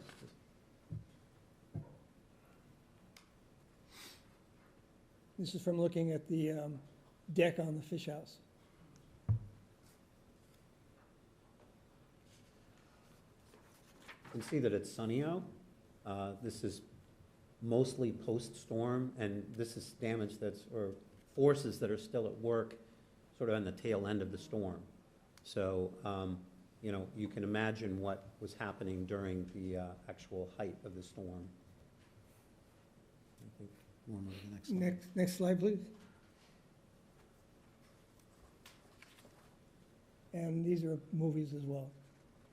This just shows water running down Humphrey Street as the overflow from the fish house and the parking lot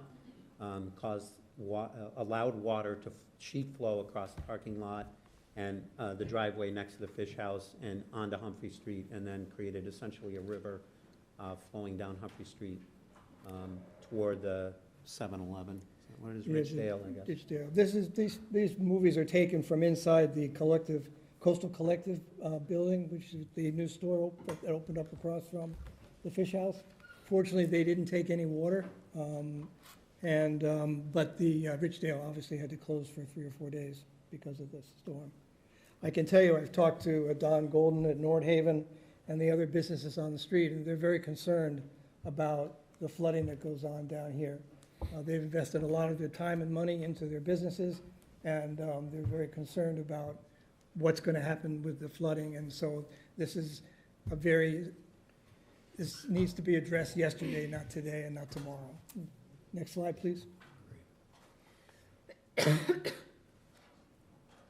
And there are some pictures of the pier being damaged. Next slide, please. Well, the point on that slide really is we were asked to sort of present what some of the challenges are to the work that's moving forward. One of the challenges is that the pier is deteriorating now. It is well over a decade past its design life. It was built in the 60s. It was intended to last until 2010 or so. We're now at least 10 to 15 years past that. And as was mentioned by others, it's going to take a while to get the permits and get everything going. We'll be at 20 years past its design life. There's a very good chance that the pier won't survive that long if the storms continue the way they are. So there is a sense of urgency in what we're looking to do and what the funding has been provided for. What happens if the pier tomorrow disappears? So that is a problem. I knew that, Jay. I just don't know what kind of problem. The Swampscott's a special place for a lot of reasons. One of the reasons is it has this really healthy bed of eelgrass in the harbor that has a very high level of regulatory protection. Diane, if you go to the next slide, we can see the eelgrass. Yeah, that's right, there it is. And you can see on the right, that's kind of the progression of the eelgrass. It's one of the few places in Massachusetts where the eelgrass is actually expanding. And that means that it has a very high level of regulatory protection. The pier that's there now can be replaced or fixed because it's an existing structure. Once it's destroyed, the regulatory authorities and the regulations will consider that it's not there. And then it's as if we're trying to build a new structure over this eelgrass bed. So we can replace either in place or nearby, but it's going to be very difficult. I've been cautioned to say it's not impossible. So it is possible, but it's extremely difficult and will cost a significantly amount of money if it is destroyed completely. And the regulatory authorities will look at that as, well, then there's no pier in the harbor. And so, they'll want any new structure that they're permitting to really take into account and be protective. And so there'll be a lot of more mitigation that would have to be done. So you're not just eelgrass, though. Let me just say it this way. So eelgrass aside, right? I hear you on the eelgrass. But also, would the regulators let us put back the exact pier we had today without? If we do it while the pier is still there. If the pier is gone, they'll consider it to be missing, essentially. It's not there. And that you can go through emergency, you can try to get an emergency declaration, but it's our feeling that the eelgrass bed being as much a protected situation as it is, that it would be extremely difficult to convince the regulators to let us start over if it's gone.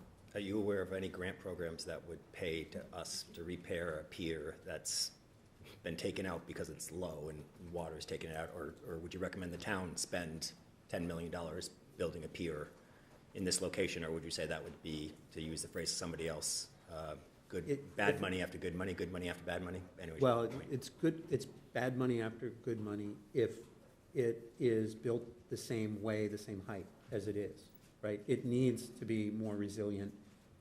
We can see the pictures, we can stand there and watch it be inundated constantly. The entire structure now is beginning to come apart, partly because it wasn't built to be submerged all the time, and so its tendency is the water is trying to float it. So it's essentially pulling it up out of the ground when you have these high water elements. And that's beginning to weaken the structure and cause it to basically be rickety. So part of that is because the boards going across are not nailed into the stringers. They're lag bolted into the stringers. So when the waves come up, the stringers don't separate from the stringers, that the boards don't separate from the stringers, so the whole thing gets pulled up and down and up and down. It's essentially pulling it out of the Yeah, sand. I have a couple questions. One is, and I don't need the full answer, more the yes or no variety. Like, do we have a short-term kind of emergency repair plan, given the fact that these stringers are deteriorating and the boards are missing? No. Is there, The short we have no answer is- plan right now? Well, I think the For getting short a answer pier. is the DOT, and they've done a yeoman's work so far. And DPW. I'm sorry, Yeah, we've DPW. repaired them a few times. Yeah. Yeah. It's, But are they still repairable with the way the under beams are? you know, they're becoming more and more challenging. Yeah, You know, okay. the wood is, you know, the structure of the pier, as I understand it, is just becoming more and more in disrepair.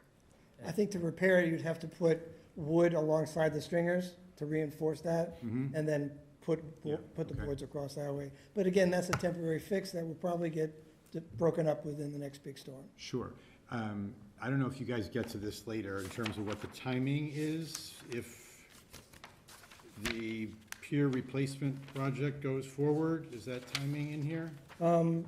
We asked our engineer to put together some numbers for us, and he thinks that realistically, the new pier will not be built before 2030.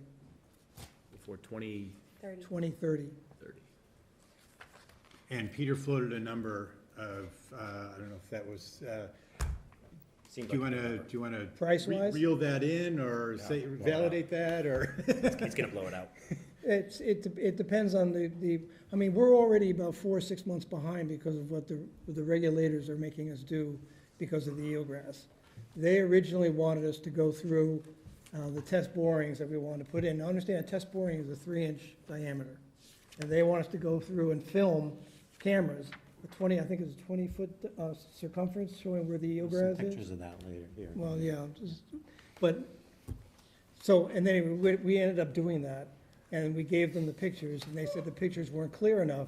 So now what we have to do is we have to put a diver in a hard hat helmet and send a diver down to then take pictures, which is going to be very expensive. It's estimated here that the hard hat diving is gonna cost at least $5,000 additional cost to what it's gonna eat up. I think Doug was saying, do you have a grant money. sense of order of magnitude of what replacement pier products in 2024 dollars is a reasonable expectation? I said 10 million just as a random out of the air number, not based on anything, because Yeah. I haven't a clue. I mean, there's a bracket that we generally think of, and it's in the $4 to $20 million range for these kind of municipal piers that have to have things like, this isn't like a private pier, it has to have ADA compliant structures so that it's wheelchair accessible and all those kinds of things. It has to be at least at elevation plus 14, mean low water, in order to be out of the danger zone for sea level rise and future storms. And so those things are the things that put the price up higher than, say, something you might just build at your house if you were looking to build a pier. So that's the range. The 60% design that's going on right now is typically used to come up with, because then we'll know, out of this, we will figure out what kind of pilings will we need. Are they going to have to be steel? Will they be, can they be wood? Will they be 10 feet long, or do they have to be 80 feet long, you know, to get down to a bearing structure? All of those things are going to impact the price a great deal.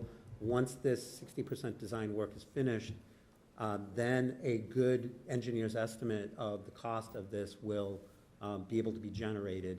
And of course, that will all be part of what gets turned into the state, and then they will help Swampscott decide if the right thing to do is to continue with funding something, or if we should be looking at a plan B. So the work that's being done right now shouldn't be thought of as this is an irrevocable path forward. It is to get us to the point where we can make decisions. And all that's just about the pier. That's not even protecting the fish house or anything else. Now you're really talking about the pier. Well, that part is about the pier. Yeah. There will be, in addition, the 60% design will include some of the soft structures to help protect the fish house. Okay. It's not the raising the fish house. Yeah. That's got to be a separate, because that's, you know, a different animal, basically, than marine structural activities. And So. say we were starting from scratch, if the pier went away tomorrow and you wanted to permit a project, how would the cost for you go then? Probably double. Yeah, if you could do it at all. I think I think at that point, if the pier went away, we would have to decide if we want to manage our harbor differently. You know, would we want to just put floating docks in the summer or something? We probably have to think about a different way of accessing the boats, if it would be wise to even keep the boats there. There's, you know, at that point, we need to sort of think about what the longer term potential is, and really kind of evaluate. Right now, the feasibility that was done in the first phase of this was to replace the pier either in its current position or next to it, or in a different position that would make it more accessible and make it more resilient. And those are the two options that really kind of exist without having to go. It's still going to be challenged to permit. Sure. But it's not going to be as challenging as if there was nothing in the water now. And how many grants are being given out for new pier projects versus replacement pier projects? So how much? Right now, we have 2. No, I understand how In much the we state? have. I just mean at the state level, I'm trying to ascertain if it's much more likely that we will be met at the table with funding from other partners if we replace the pier versus if the pier went away tomorrow and we had to come from scratch. Are we likely to have partners meet us at the table to help pay for it?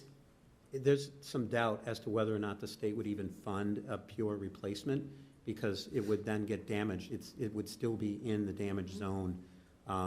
And so most of the work that's being done, that's being funded, is to upgrade to the new resiliency standards, whether it's a pier or a harbor master house or a bulkhead or anything. They're all being required to be new standards, and they're not allowed to build back the same thing, or they're being discouraged from building back the same thing. It doesn't mean that doesn't happen sometimes, but then it's just, you know, a matter of time. You might buy 10 years or something, but it's a matter of time before then that is. Did Manchester by the Sea lose their pier just a few years ago in a bad storm? And my understanding was that was replaced. They were able to do an emergency replacement, and that in part was because they don't have the kind of resource that we have that was easier for them. As I say, we would stop short of saying it's impossible to replace the pier if it went away. It will be very difficult, and part of that is not just because it's hard to replace a pier or a structure like that when it goes away, but because of the special circumstances that exist in the harbor and Swampscott. There is this resource that is considered very important to the overall ecology of the coast of Massachusetts. And so it has kind of a special protected status that we believe would make it very difficult once the pier is gone to replace it. So can we spend some time talking about the living reef and the benefits of the implementation and how that piece of infrastructure can help our coastal resiliency and help protect the fish house as well as coastal Swampscott? I guess the main difference between a living reef and a breakwater is what's the word I'm looking for? Breakwater. Yeah, a breakwater is a wall. Mm-hmm. The living reef has a very large footprint, so the wave action comes very slowly up the living reef to reach the top and then rolls over.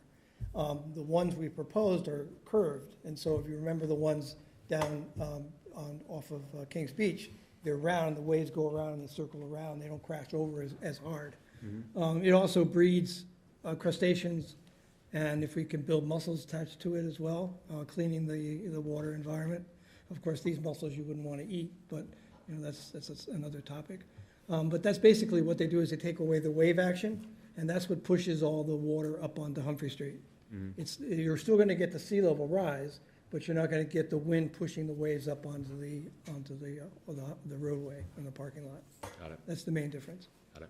And can you just tell, where is this information coming from? I just want to know where, like, have we had marine biologists? Have we had universities? Have we had the Army Corps of Engineer, are they saying this? Because one serious concern that I have that I learned down on Long Island after Hurricane Sandy was that one of the serious problems they had was during Hurricane Sandy, when the water came over the barrier islands, it destroyed the South Shore in Amityville, Massapequa, and then the water went to recede, but it hit the barrier island again and came back and just destroyed that whole section of the North Shore. And that's a real serious concern. And that came from FEMA.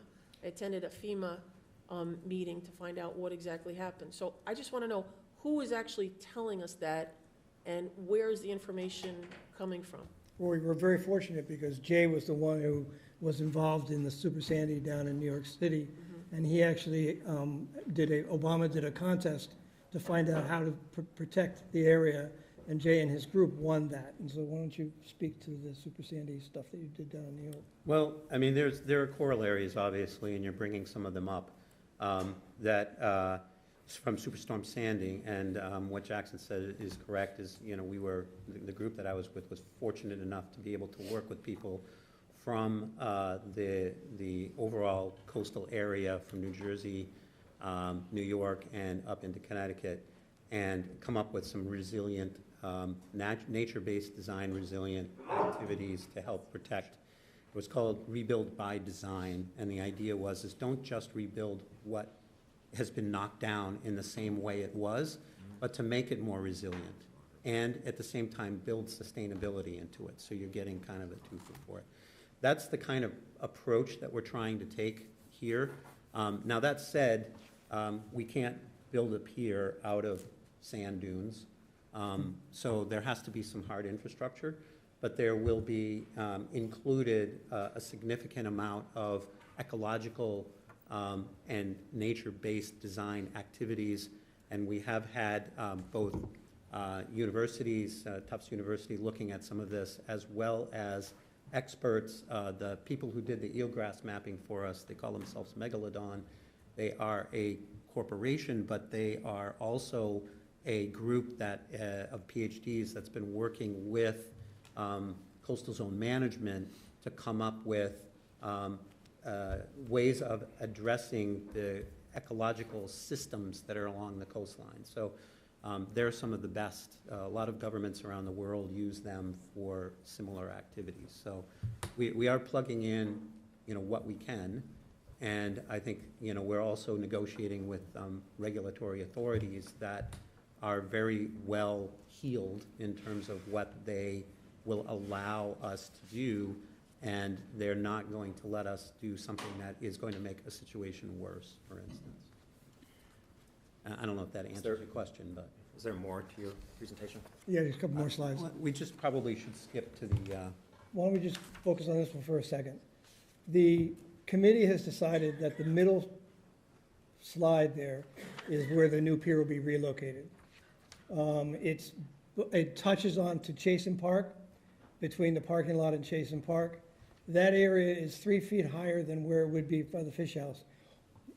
Because of handicap accessibility, the ramp that would go up to the pier, because for every inch of height you need 1 foot of length, is going to be approximately 70 feet long. And imagine if you did it by the fish pier. If you did, yeah, if we did it by the fish house. by the fish house, and so that would be obstructing the lockers where the fishermen would be. And I think the historical commission would have object substantially because of the impact it would have against the fish house. So we moved it to an area where it is there in the middle. And one of the comments that I received that I thought was particularly poignant was that this placement of the pier makes the pier seem much more welcoming. When you had the pier in front of the fish house, the question was, are we allowed to walk on that? Is that just for the fishermen? Is it just for the boating community? Who's allowed to do it? And it makes it much more welcoming to the entire community, because one thing I want to emphasize is we're building this for the entire community. So we want everybody to have access and everybody to be able to enjoy what it is. So go to the next slide, please. And there's Jay and the group doing the mapping. Can I ask a question before you get to that? Can you just go back for a second? So am I wrong that there is a, is there, do you believe in this community there's an evenly split or decisive community the other way that says we don't actually need a pier, why are we worrying about the pier? I mean, do you believe this is, I mean, the pier is not, doesn't belong to the yacht club. Mhm. The pier belongs to the town. Correct. It is a public pier. Many people use it with or without boats. But I guess I'm just trying to get to the, I'm happy to share my vote on that poll, but I think there is, I hear in the subtext of some that say if the environmental concerns are so significant, then we may just not have to have a pier. Or if we have to focus resources on other things, then we may not need to have a pier. And I guess I'd just be interested in if in your committee meetings and you're talking about in the community, do you think that we should be taking a step back as a town and just saying, do we need a pier? Do we need a pier? Or, hey, we have one until it goes away. Isn't that great? Or do you believe that generally speaking, is it accepted that a pier is part of our community and part of our infrastructure in our community, and as a seaside community, it is an important, if not essential, part of a seaside community? Well, from what I heard tonight for the public comment. No, don't go with that. Go with what you've been doing for years. Oh, I'm okay. trying to. I heard it too tonight. I'm trying to go back to your years of discussion here. I mean, look, I'll be your first vote. I can't imagine the town without a pier. I don't belong to the yacht club. I don't have a boat. I've never docked a boat there, but I'm just sharing that. But do you believe this town needs to?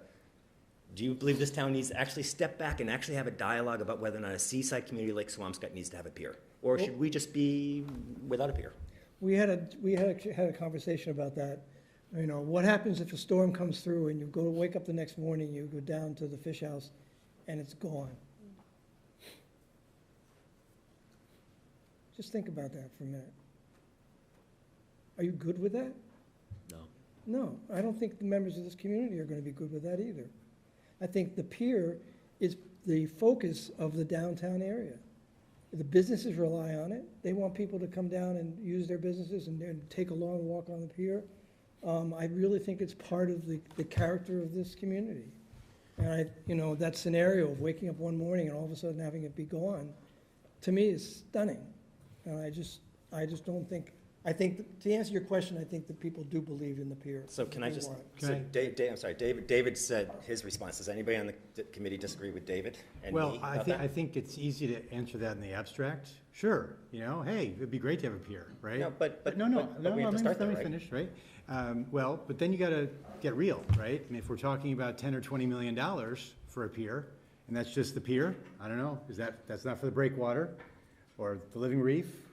I don't know if it's really protected. It doesn't sound like it's really protecting the fish house or raising the fish house. So you got to take a concept and you got to put some dollars with it, right? So I think that is that's a great question. You actually have to ask that question.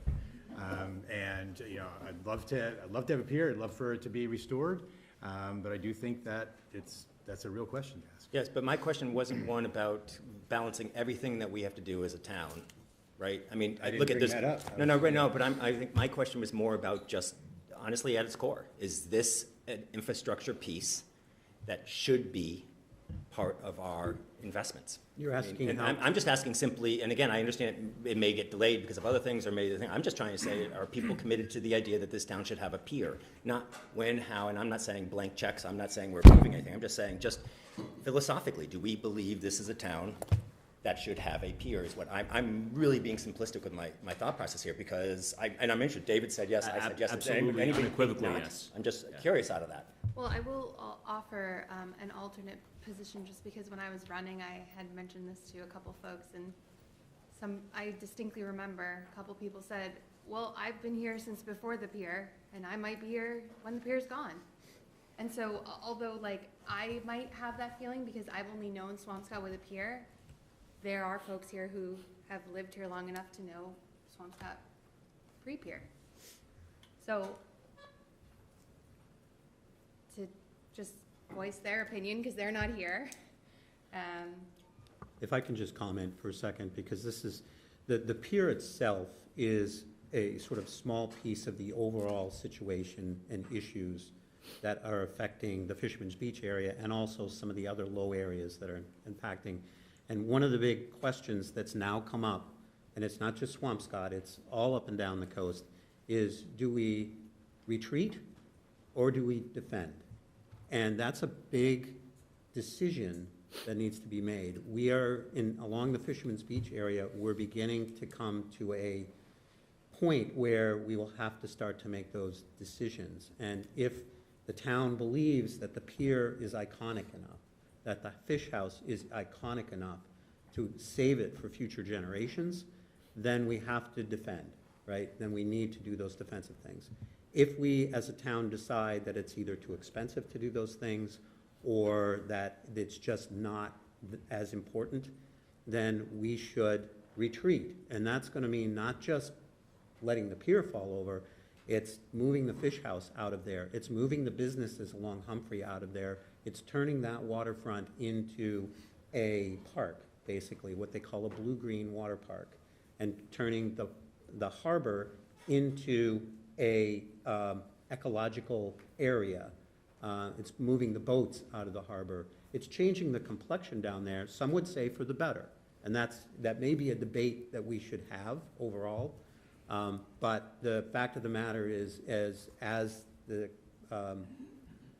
water levels come up and the storms increase in intensity, we will have to grapple with those decisions. And, Hurricane Sandy aftermath was mentioned here. That was one of the things that we were asked to do by the Obama administration, was to go up and down the coast and ask communities, do you want to move? We will pay you to move out of the area, and we will turn it into a flood area that is allowed to flood, and into an ecological blue-green water park. Or do you want us to help you defend? Because if you just keep building back what you have, it's going to keep getting destroyed, and because the storms are getting more severe and the water is getting hotter, it's going to happen more often. And so that is an overall question that the Harbor Committee, the Harbor and Waters Committee has recognized and realizes they need to come to start this dialogue about that. That's more of a general question about sort of the whole coastline of Swampscott. Yeah, so I'm asking only because I just feel as though we have a committee and we're dedicating people power and resources and time to a defend strategy, a replace strategy, and we'll talk about the breakwater and whatnot. So you're doing that. What I don't like is for you to feel like you are spinning your wheels if people are saying, well, you're trying to solve a problem that I'm not even willing to concede as a problem. Mm-hmm. Right? And I'm not talking about resiliency issues themselves. I'm not talking about global warming. I'm talking about losing the pier is not a problem. So why are we spending so much GD effort on saving the pier? And I think for whatever reason that someone doesn't want it, that's okay. There's so many different reasons, and do it here. I just feel as though as a committee, you shouldn't, and I'm hearing it and I've heard it at some of your committees and I've listened online to some of your meetings, right? I've quite literally heard that question. It's guised as something else, I think, but that question. And I just feel as a community, we either have to stiffen our back and say, this is important and we need to do this, or we need to say, hey, we're going to retreat. And again, that decision may be made well beyond my life in Swampscott or whatever, but I just feel as though that shouldn't be hampering, and we should be either, again, methodically, a lot of public process, a lot of public input, do it economically smart, get resources, get grants, do it all the smart ways of doing things, environmentally sensitive, yada, yada, yada. But I don't think that we should hamper our efforts with the debate about whether or not we should have a pier or not. Somehow we as a town have to decide this is important to us, do it. Mm-hmm. And again, I've obviously expressed my opinion of where I'm on it, but I just, you guys are on year 3 of something that, I still hear people showing up to your meetings. I hear elected people in town. I hear town meeting members. I hear board members. I hear other people, at times inherently questioning whether or not we need a pier. So I throw that out. I'm actually saying it to my colleagues as much as anything, that maybe we need to think about that, because I think that's a remarkable, that's a very important thing that we should be doing. people don't think we need a pier, then maybe tomorrow we go ahead and we just start talking about resilient pickleball courts.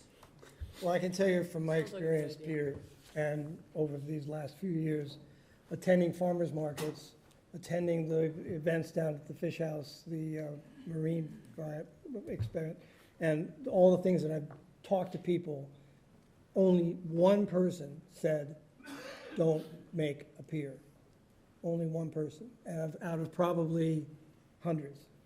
So that's my experience. Yeah, so I hear you, and so I get, anyways, I've said, I think the political, I'm speaking as much of the political leadership as I am to you and your committee. That's not your responsibility. I think, frankly, it might be a good time for us to reaffirm.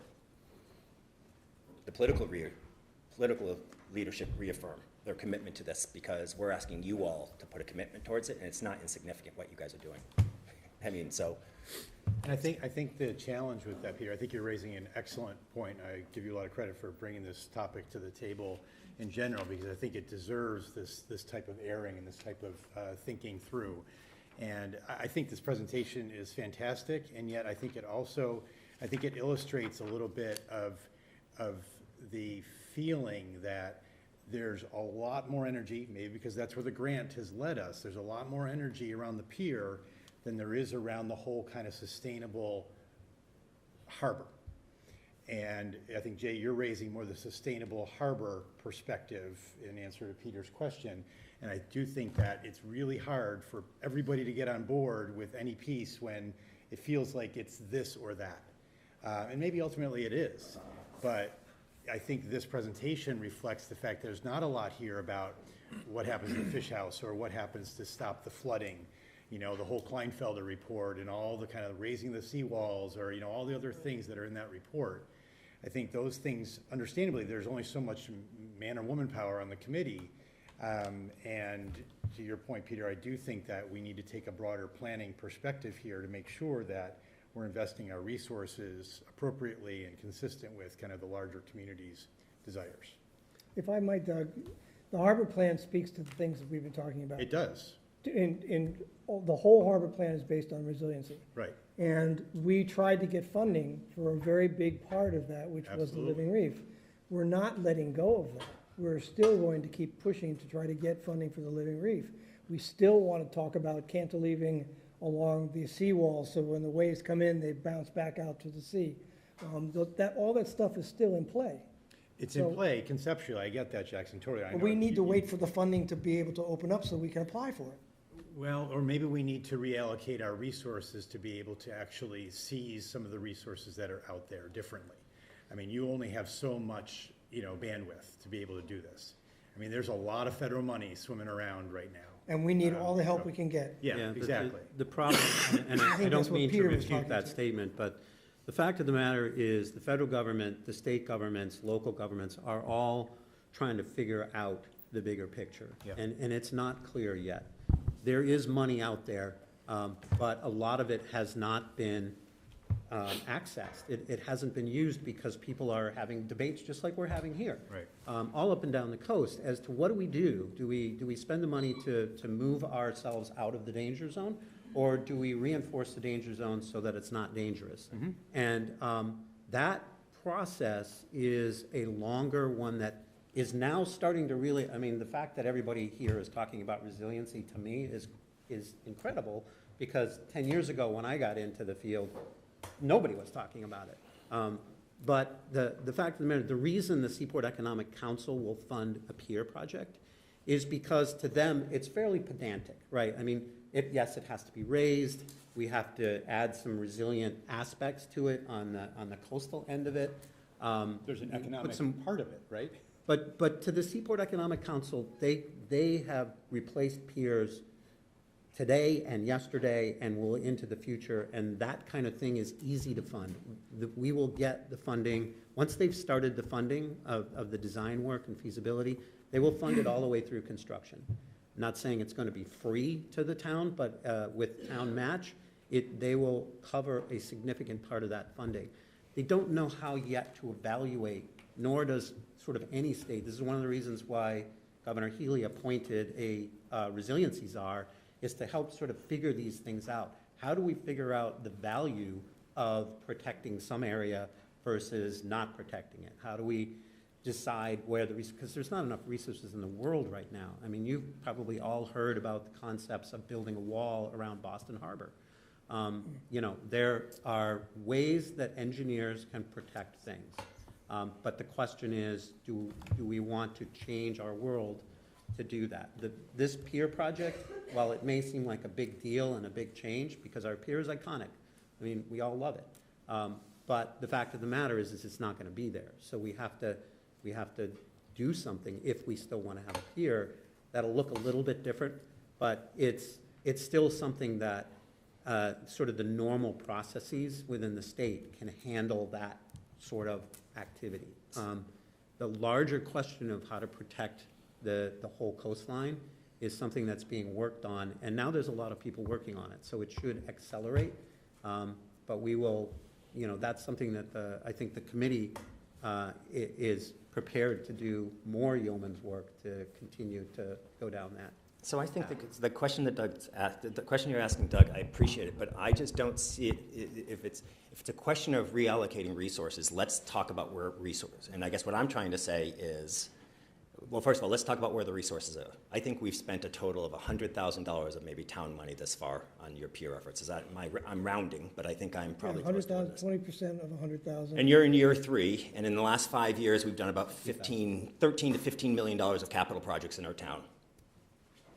And $100,000 went to this. So let's just put it in context. Yeah. So if we're talking about reallocating resources, are we talking about that it's an either or? We can either do the pier or we can save the harbor. Well, no, that doesn't actually seem like the right choice, but maybe if that's what we're talking about. I don't think it is what we're talking about. The resource reallocation we're talking about is, how is it that $100,000 is all we've spent in the last 5 years? It's actually $60,000. $60,000. I like to exaggerate, so I can't get called later on by saying I downplayed the dollars. But like, to me, that's the conversation then, and I don't want to be mistaken. You may think that the pier needs to be considered as one of the things that we have to bargain with. I'm just trying to make it very clear that, again, I don't think the town needs to necessarily think the pier is something we have to bargain with, because frankly, we haven't spent anything. And frankly, we should be thinking about where we have been spending money or spending more money, because, again, I just don't think reallocating resources, I don't want to imply that we should be taking the pittance, which is the nicest word I can think about, that we've spent on our harbor, and have to reallocate that. I think the other point to echo what you might be getting at also is, we came forward to the Seaport Economic Council, which we did, with 2 proposals, the Living Reef and the pier, and they funded the pier, but they're saying we haven't yet figured out how to grapple with the Living Reef or resiliency projects like that. It's not as if to them it is one or the other. So they're not saying we're going to award you this but not that. They're saying we haven't come to a process for that yet. Correct. Is that right? Mm-hmm. So in your opinion, do you feel like we're putting ourselves at a disadvantage taking money to rebuild the pier to preclude us from what could happen with the Living Reef project? I don't think so, no. They're two different buckets, because they're going to be coming from 2 different agencies. Yeah, what the Seaport Economic Council has done, and you have to think about, you know, they're the people that replace, fix, or build the kind of public infrastructure that's in the ports, right? They have referred us to Coastal Zone Management to seek funding, and they will support. They're saying, we've read their proposal, we think it's valid, but it's not what we do. Right. So please weigh in on this. CZM is still trying to sort of figure things out in terms of how the overall process of giving grants for these kinds of things goes. So it's not like there's one bucket and we're bidding against ourselves. No. And there's multiple buckets, and there's more buckets that are coming, because this, as we're talking here, this exact meeting is being repeated up and down the coast, and the language that's being used is stronger, and the voices are louder, that are really beginning to mobilize some of the state resources to start thinking about this. So we're on the beginning of something that's changing, that we should be able to take advantage of. So I just want to share, 3 years ago, we sat with the Seaport Bond Council, and we actually met with CZM, and we talked about how inconsistent it would be to actually go forward with our advocacy. For the first time, you know, that we actually started to seek these grants. Like, the town hasn't been at the table. Other communities up and down the coast, all across the east coast of Massachusetts, have been asking for funding, and we show up and we get funding to start to fix this incredibly important asset. And we said to CZM, and we said to you know, our colleagues in the Seaport, hey, we want to fix the pier, but we also have to protect it. We have to protect the human beings that live in this town. These surges, the flooding, this isn't the first time in the last 5 years that we've had this dramatic impact on this town. It happened in 2018. Mm-hmm. I took pictures. I drove around the town with the police chief and the fire chief, and we looked at how many neighborhoods were stranded, that were literally going to be trapped if we needed an ambulance or a public safety call. And we have these issues, and we know that we have to be working around all of these issues. But please believe that success will beget success. Please know that when we start to work with these state agencies, we will get more funding. We will become frequent flyers, and they will trust us, and they will believe that we can protect this town and this Commonwealth by making really smart investments. And Peter, look, I appreciate the question about who wants to be on the pier, but I want everybody to believe that depression is real and mental health issues are real in this town. And there's no better way to actually take care of yourself than get outside and go out there and enjoy the most important resource that we have, and that's the water. People love that. Everybody down to your toes knows that. Safest way, 12 months out of the year, to enjoy yourself in this town is to take a walk on that beautiful pier and stare at the capital city of New England and just thank everything you know that you live in this beautiful town. Everybody knows that. Nobody has to debate that. And frankly, I do appreciate the work that our volunteer committees do. Every one of our volunteer committees are helping us. And Ryan, you're awesome. Honestly, I do think we have awesome committees. I just think we got to figure out how to work together on some of these issues. Mm-hmm. Thanks. You know.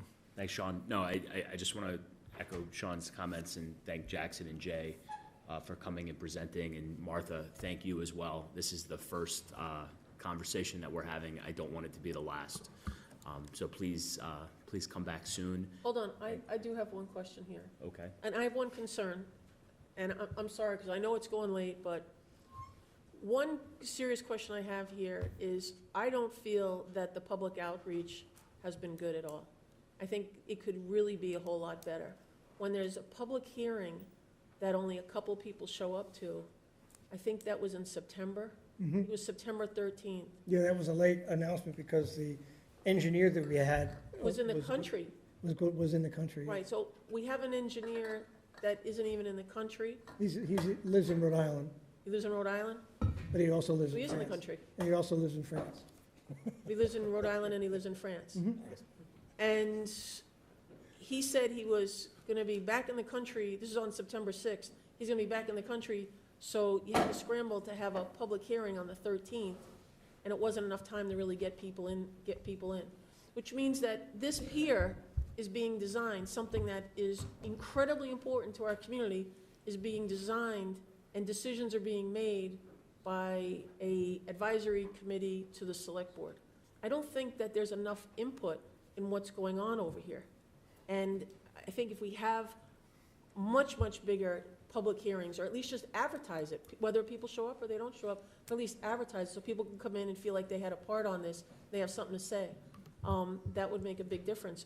I'm not sure why we need a pier that's as big as that, and it goes out as far as that, but I would have liked to have had my say if I was, really trying to make a decision. I mean, to answer Peter's question, the thought of not having a pier is a little shocking to me. I didn't even think of not having a pier, but I would like to have more public meetings around here and get people's input. I think it's a great suggestion.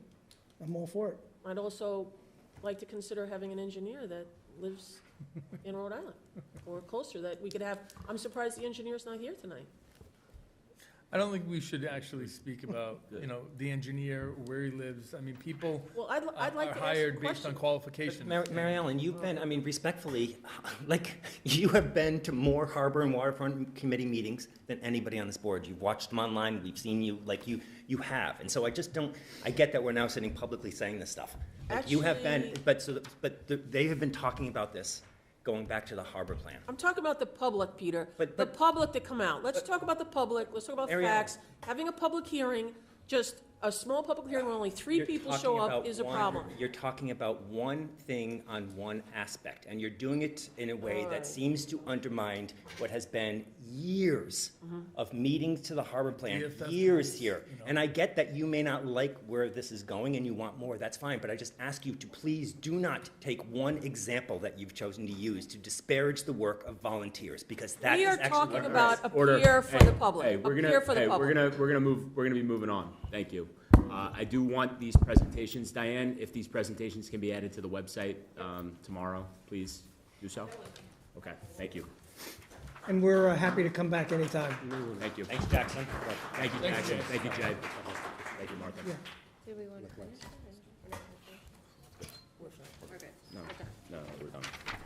We're gonna move on. We're gonna talk. I wanna move to Amy Sarah. Can I just ask, we have people that want to comment on the Hadley Hotel, and this is only one of our 2 comment periods for that. Do you mind if we do that? I apologize, Amy. I don't want this to end up being a 9:30, 10 o'clock asking neighbors and residents for feedback. Fine, yep. We'll move on. Public comment related to the Hadley School Hotel presentations from January the 30th. Again, we'll take public comment. The whole idea of this is for the select board to listen. I don't see us responding. I think we just need to continue to listen to neighbors' comments and concerns, and we will limit your time to speak to 2 minutes.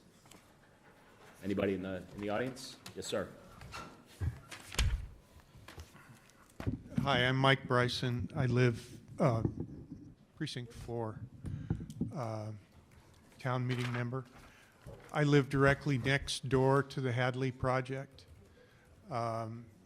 Virtually every one of the drawings that you see of the new hotel, you see my house. Right 5 feet away from the chain link fence where the little baseball field and the playground is, that's my house. I implore the town, the select board, to talk to the neighbors that live in the area. You know, maybe we didn't want the hotel in the first place and we've lost that, but listen to our concerns about infrastructure, about light pollution, about sound pollution, traffic. Listen to us. Have whoever you choose as the contractor to build this listen to us, talk to us. We haven't been talked to yet. Nobody's come to my house to ask me questions about it, about, you know, what we might want. We're giving up a lot already, so please listen to us about what we want and don't want in the development of the property. And I'll close by saying I haven't heard the words Kings Beach tonight, and I don't think that there should be any meeting that goes by without talking about progress being made at Kings Beach. Thank you.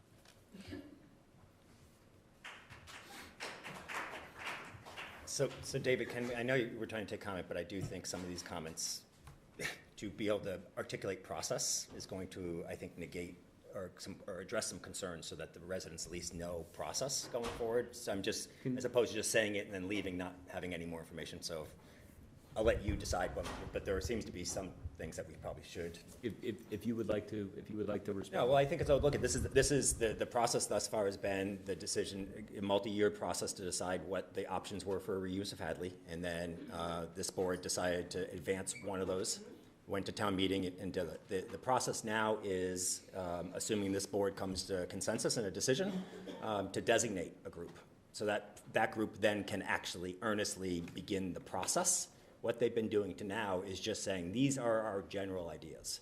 And so I just want, I want to make you feel comfortable about it, because there's been so many, we've done interviews with the groups. The groups, no matter who is selected, I think I can say with great confidence, knows that they are going to be expected to come with an open mind and go through I'm going to call it a public process, because it is a public process.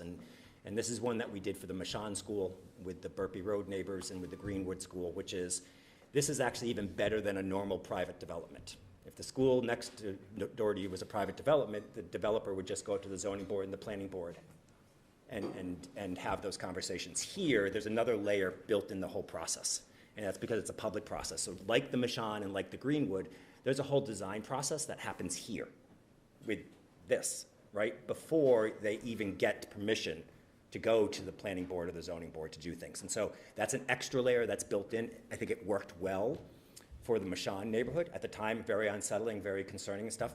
By and large, I think as though it's been accepted as a good neighbor and the mitigation worked. But that mitigation didn't exclude public dialogue here. The legal agreement that the town entered into with the nonprofit that was doing the Mashon School was, hey, you need to know before you go and file for any permits, you have to get the select board to approve the design. And so what that does is it kind of is unusual, because it does politicize it a bit, as opposed to just going to the zoning board, but in a good way. It adds another layer that allows us to make sure that before it gets into the process, the official process, that they are going to sit here and have community meetings, have neighborhood meetings, and say, we've heard these things, we've addressed these things. So I hear you. I just want you to know that it's quite literally the first inning, if to use a baseball analogy here, and to let you know that we've done it in the town has done it in the 2 other school buildings, and that's an important thing just for you to understand that process is coming, and your concerns are intrinsically, inherently fair, and that conversation is coming. Thanks.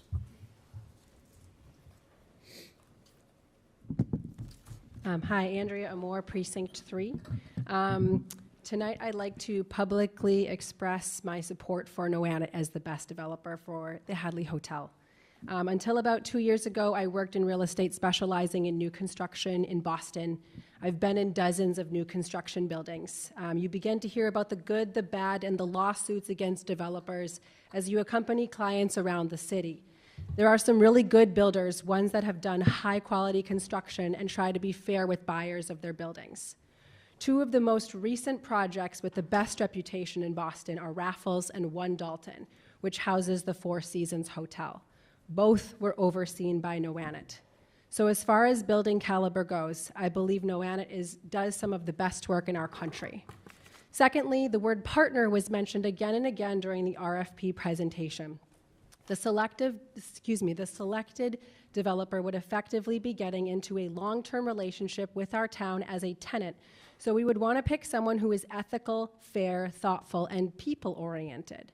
Following my question about King's Beach last meeting, Jordan Warshaw reached out to me. He thoughtfully asked questions about the beach and how he could get it opened as soon as possible for everyone's best interest. He assured me that his hotel would not be actively promoting going to Kings Beach until it was clean for his guests. He also seemed ready to join in our actions to find solutions to Kings Beach, whether it be through novel engineering ideas or finding earmarks through Seth Moulton's office. To me, Mr. Warshaw and NAINA present by far and away the best choice for our town and for the guests who will be visiting our town. Thank you. Thank you. Go ahead.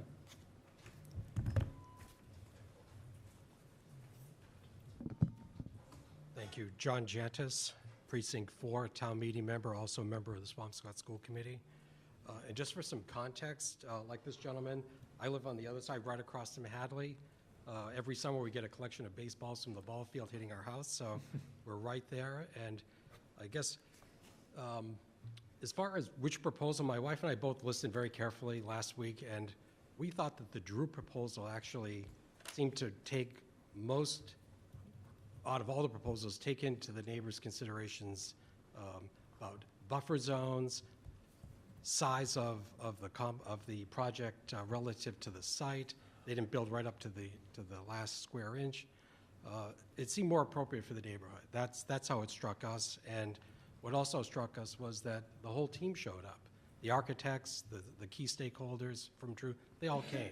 And at least to us, that showed some level of commitment to be engaged throughout the process.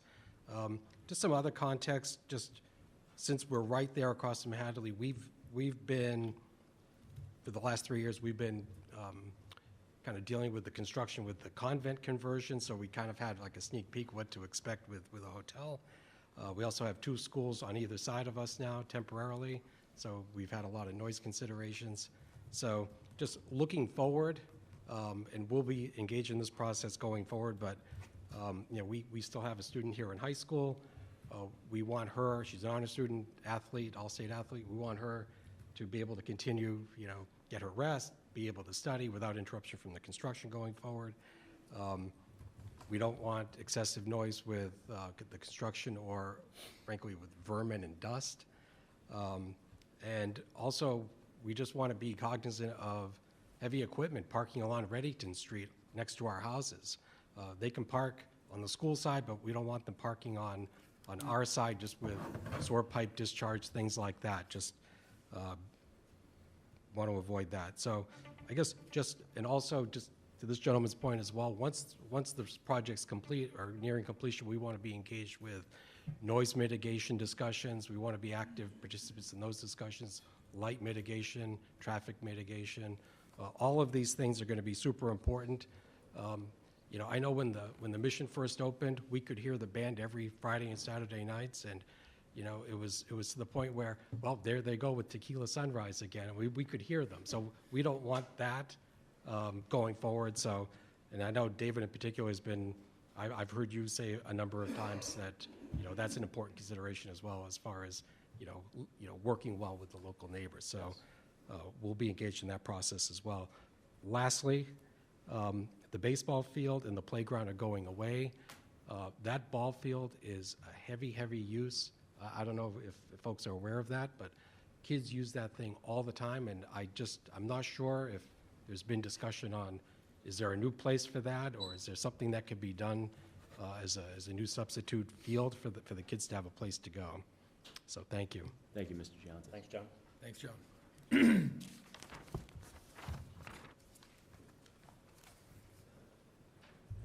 Hi, Lori Lubin, Precinct 4, Hadley Advisory Committee.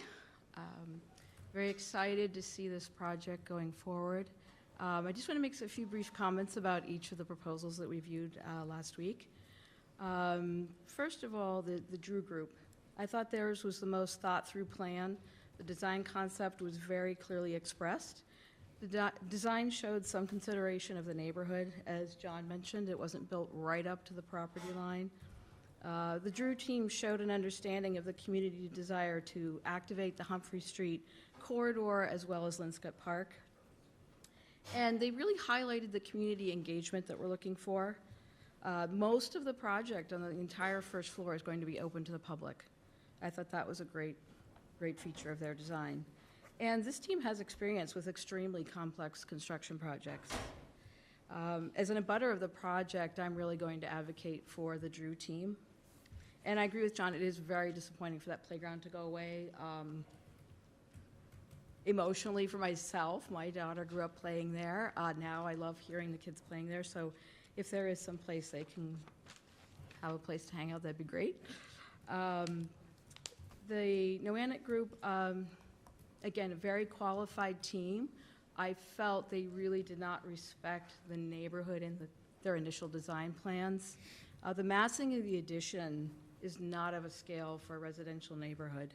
The garden option, as well as the seaside option. I thought it was interesting to connect to Humphrey Street. That was a really great idea, but the scale is massive. So if they could shrink that down, would they be willing? I know they talked about considering that. Not sure if that would happen. They're really concerned about the ocean views for the guests. So people that are there year-round, we want to make sure that we're not able to reach out across our front yard and talk to one of the hotel guests, because they're right there. The hotel at the Hawthorne site, interesting idea, but again, their frontage really took up most of the street. You had to kind of duck around to get to the beach park. Again, like option 2 that we saw at the Hawthorne meeting, it was a smaller building with an arbor that stretched across, so you got that ocean view. So I think that's what most of the town's looking for. That was a very popular scheme when we went to that meeting. So Clearview, I felt the fact that they did not bring an architect was a detriment for me. That was a deficit. The design really wasn't as developed as some of the others, especially the landscape. They just showed a big open parking lot, and this gentleman's house is looking right at the cars. We're looking right at the cars. So yes, they will bring someone on board that's qualified, I'm sure, but we don't know who that is. We know Cambridge 7, we know CBT, we know the Groove Group, so we have some confidence there. And I'd like to thank all of you for your work on the RFPs. It's great. It's an exciting project. I have wholeheartedly supported this use as a part of the committee, even though this wasn't the subgroup I was on. So thank you. Thank you. Thank you, Lori. Yes.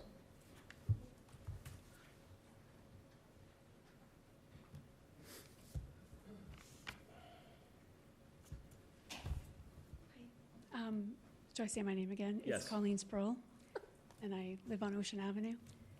I'll just say that I wanted to speak in favor of Delmar, and I don't know what the name of that company is, but I like that. Yep. I like that they all had, it really seems like this is in their wheelhouse. I love that they're one-stop shopping and they have their own construction company within, because that's where costs and overruns tend to occur. And they actually were the only developer that had their own construction company. And I don't know which party did this at the Four Seasons. Which group was that? Because they ruined the Four Seasons. I loved that place. I have a home in the Back Bay, and I've been a resident of the Fenway in the Back Bay since 1992.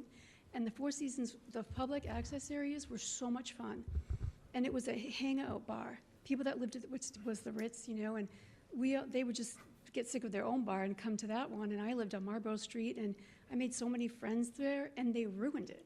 Yeah. They took out all the windows. In fairness, that none of the three groups had anything to do with the Back Bay Four Seasons, just so you know that. Okay, but by the way, I agree with your opinion about the Back Bay Four Seasons. Yeah, I know, but someone did mention the Back Bay. Didn't they have that in there, like a picture of it? Oh, okay. All right, well, I definitely hate the Four No, and I agree with you completely. They should never build in our town. But I really like the Delmar. I like that all of their projects were seaside projects. And I just liked how they developed that crappy hotel and, you know, made it like a Italian, Mediterranean feel on the coast in Connecticut. And I think that they had a real ear to the ground on the historic nature of our town, and I wanted to voice that. Great. Thank you, Colleen.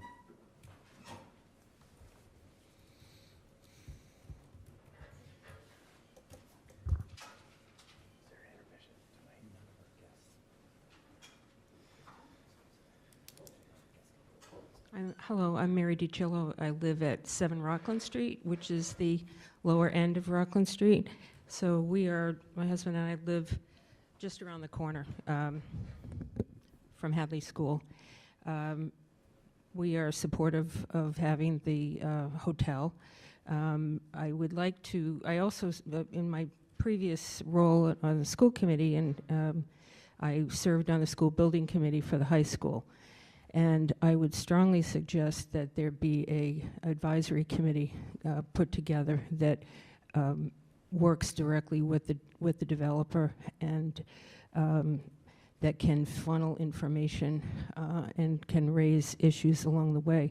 It was really helpful to have people on that committee, the school building committee, that were involved in the trades, that were involved in management, finance, that kind of thing, that they can listen with an ear for what is being said by the developers.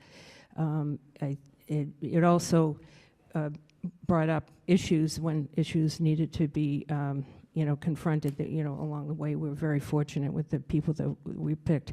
I was very pleased to see all three of the projects. I also served on the local historic district committee several years ago, and which created the Olmsted district. And one of the last presentation was very heavily favored, in that direction. I didn't like that design as well, but I think that we have to emphasize as a town how important preservation is for us. It is for me. But the man that said he rode around the Olmsted district and looked at it and said, wow, was somebody who appreciated what an asset that is for our town, and it's the gateway for our town.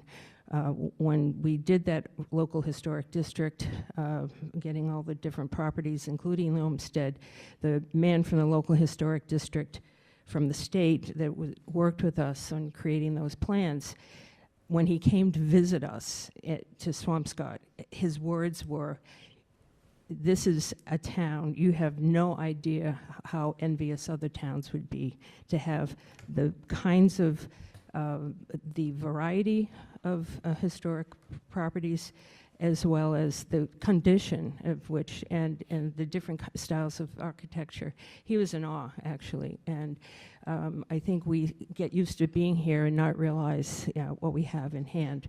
That is going to be a thing that's going to draw people to come here, to be in walking those streets, and as well as obviously the ocean. So the most important thing, one last thing, it's a commitment not just to build the place, but to manage it. And I think to think very carefully going forward about managing some of these relationships. It's about relationships with the town and the government and the private sector, and also making sure they say it's going to be open to the public. That has to be just underscored and going forward. One last thing is I do have concerns always about when these projects are built, the sustainability of them, and I'm also concerned about flipping and how private equity is, my big thing now is looking at private equity and how it's a real problem with the turning over of businesses, which then severs the relationship that you have pre-existing, and it may just be for profit. So you need to be thinking and listening for this kind of stuff. Thank you. Thank you, Mary.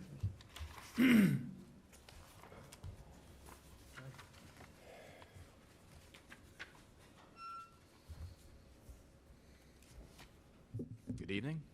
Jared Jerma, Precinct 3, Town Meeting Member, Historic District Commission.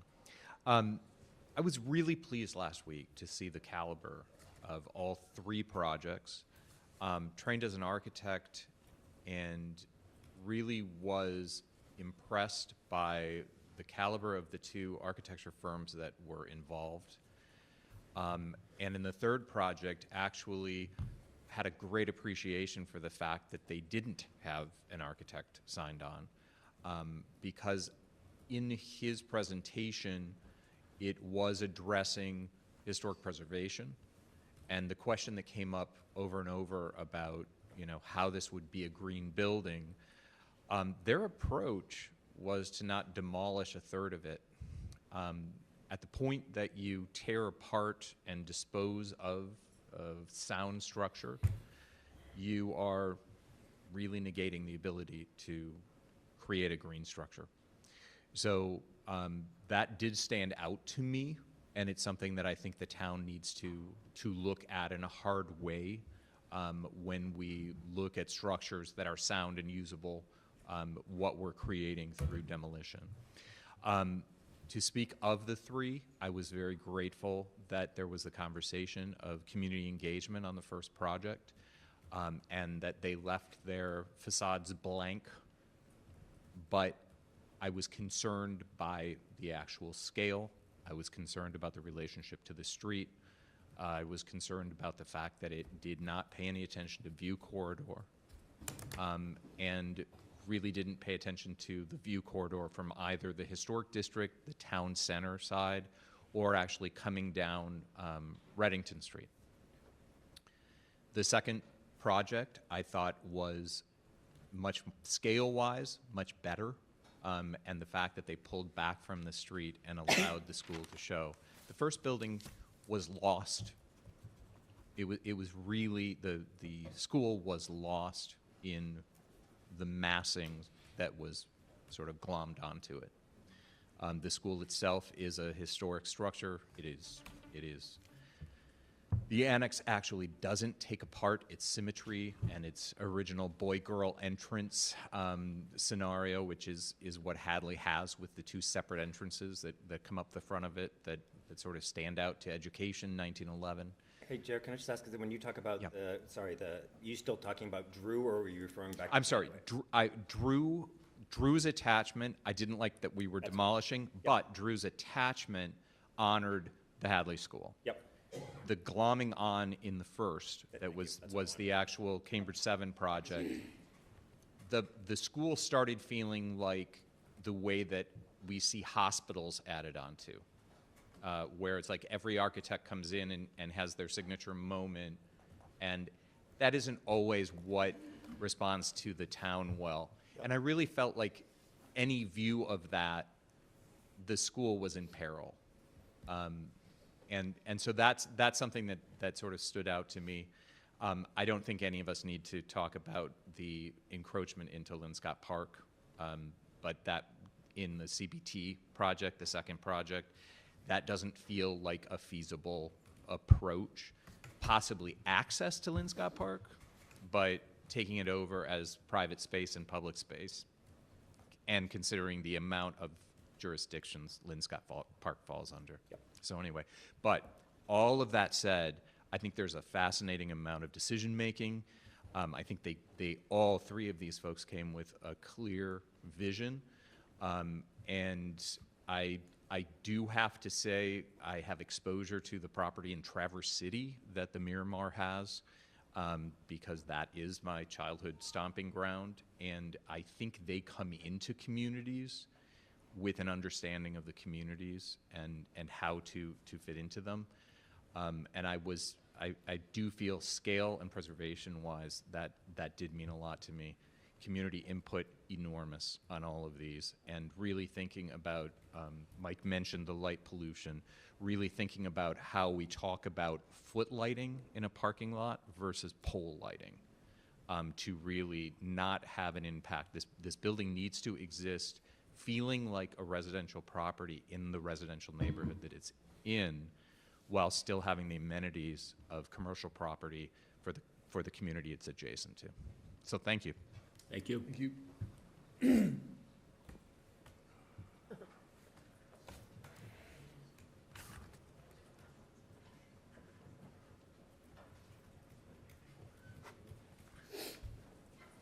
Hello, Joe Dulett, Precinct 3.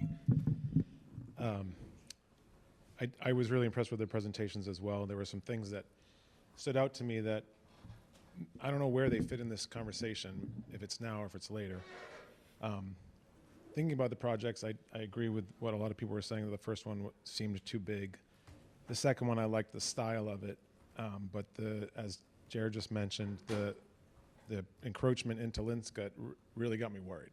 And so I just wanted to make sure that we as a community weren't seeing that as part of this project. And as I was looking at the designs, I was seeing that the trees that my son used as his goalposts to learn how to play soccer were probably going to come down in order for them to make what they need to make, and that's fine. But Linscott Park as a place for so many kids to come down and play after school, to just let off steam with this gorgeous view of the ocean, I don't want us to lose that as a place for kids, for families. And as the conversation and relationship builds with these hotels, which looked really fancy, and they say this is going to be open, the lobby will be open, it'll be community space. will it be community enough that a bunch of kids who are really hot from playing, soccer in the field could go in and use the bathroom and, have some water without the hotel staff saying, hey, you kids get out of here. This is like a fancy, fancy hotel. So how can that relationship be a place where we as a community feel like anyone could go in there and, enjoy the space and not feel like, the business is feeling like they shouldn't be there. Related to that, and the relationship to the community, where is there a conversation for the hotel and their relationship to the town to welcome in groups to use their space for events at, say, a discounted price? You can think about all the people that went through Hadley, and maybe those reunions would want to have a nice place. Right now, it's really hard to find a place. Like we priced out Mission, and it was like $10,000 just to get the deck. So if the hotel has this standing relation. I don't know. Maybe I need to talk to somebody on the board. No, here, it's crazy. But it's crazy. You can have my house for one. Right. Well, where did we end up? Well, we ended up at Gennaro's house in Nahant, which was really fun. But if there's like a Hadley, hotel can say to the classes of Swampscott, whatever, hey, we've got 2 nights a year that you guys can use this place at a little bit of a discount. I'd love to see that type of like really relationship with who went through that school and who lives in this town, and for the current students and kids who play there to really feel like they can go into that hotel and refresh themselves and feel like it's part of their community. Thank you. Thanks, David, can I just respond to one thing there? Because I just think the Linscott Park part of it, I think you're raising a really important point. So my colleagues will chime in if they think, Linscott Park has a conservation restriction on it. So to be perfectly clear, without commenting on any proposal, because we're still deliberating them, I just want to reaffirm, Linscott Park has a conservation, the use of Linscott Park is sacrosanct and secure. And I don't want residents to worry about that, because that actually is something that actually, Jer referenced layers of, he didn't say bureaucracy, but there are layers of regulatory controls on that park that would make any commercialization of that park not possible. Great, thank you. I just want to put that at ease. Appreciate it. Thank you. Ms. Lau.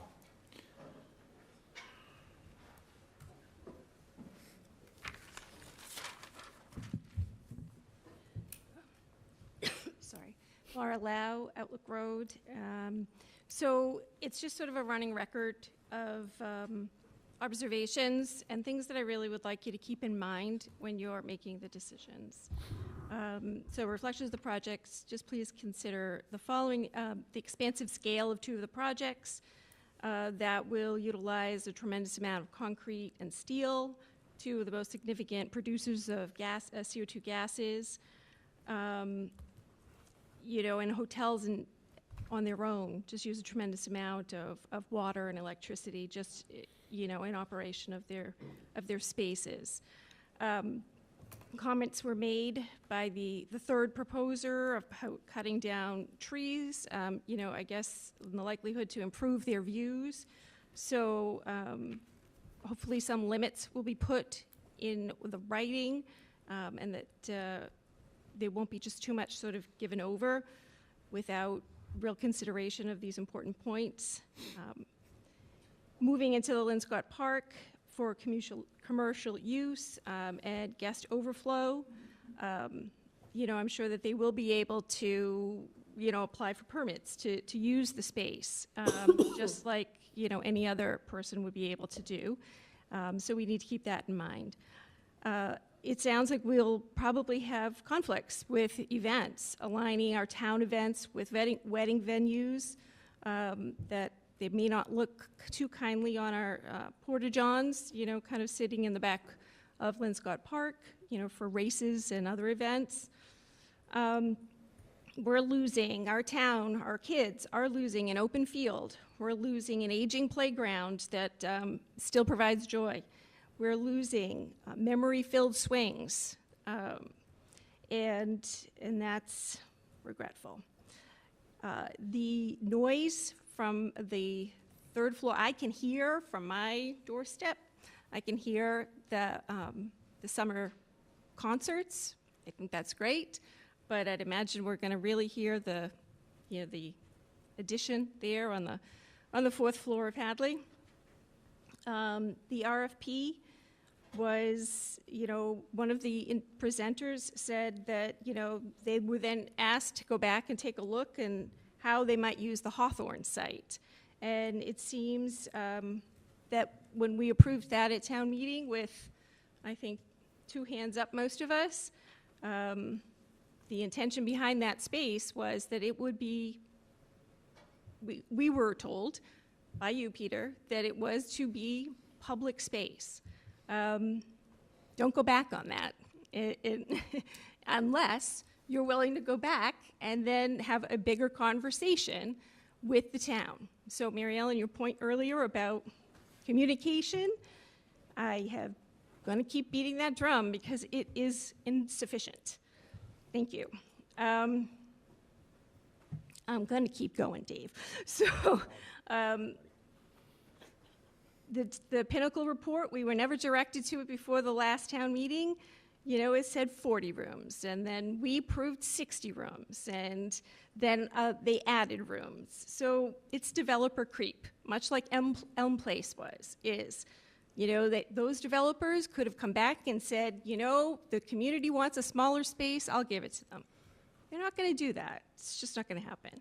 Seems like parking is the topic that moves everybody. Parking will need to be addressed. Traffic will change. At 11 a.m. checkout and a 4 p.m. check-in, it will be very different for those community members around there. They just still don't get how their food and beverage is going to be a real, and retail is going to be a lot of their bread and butter. And I just don't see how that complements our businesses on Humphrey Street at all. Public access, a room. We should have a space in there. That should be a requirement because we asked, it passed, and it's reasonable. It's very reasonable. There's no bathrooms in that area unless town hall is open, and that's tough with small children and lots of people. So the word boutique really just feels so exclusive and not at all inclusive. So if you can be mindful of how we can change that lens to support that, I would find that to be incredibly important. I think the last couple of things are just that it would be really great if this project does have to happen, that our schools would benefit from the fact that this was a school. So could some of the finances, a dollar amount, I don't think a percentage will work, but we'll see, something, sort of like the millionaire's tax, if it ever actually does end up going to schools, so that a portion of it is designated so that the financial gain that we hopefully get will go to our schools and kind of support that. And so there's a few bucks there that we can kind of bank on. I would hope that that could get worked into the deal. Thank you. Thank you. David, can I just quickly, just on one point, relative to the Hawthorne was not included in this RFP, so nothing the board decides here, just so to put people at ease. Just so you know that this is, Hadley was the only property put in the RFP. One or more select board members might have wanted that question asked, but I think that was in the context of thinking about future planning for the Hawthorne, but this proposal is about the use of the Hadley property only. So that's all we can decide with. I understand, but it sounded like from one of the developers that it was sort of an after the RFPs were found, were submitted after the 21st of December, it was a let me question finish, presented, Peter, yeah. that they were, directed to say, well, hey, we're in the 16th inning of, let's go ahead and add this and throw this nugget out to them. So yeah, that nugget was thrown out to them. They were, during the interview process and supplemental questions, one or more select board members asked that question, and so they were responding to that question. What I'm saying is, I just want you to know that nothing this board's decide on that RFP can impact Hawthorne. It's only going to impact Hadley. Yeah, because it did seem to coincide with, I've also said, all of a sudden it dried up. Those conversations about Hawthorne sort of magically dried up, and that sort of stopped. So, well, they haven't. Good news, I think, what's the date? February February 20, I think it's March. It's March 6th. March 6th. Okay. Hawthorne's on the agenda. Thank you. My last line that I didn't say was just that I think that the third presentation seemed to be more, I think somebody said this perfectly, in scale with the community.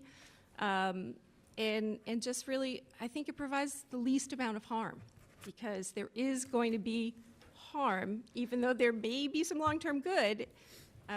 I think that this is still just such a loss for the community to be losing this property in adjacent to Linscott Park. It's just a huge loss. Thank you, Ms. Lowe. Mr. Spritz.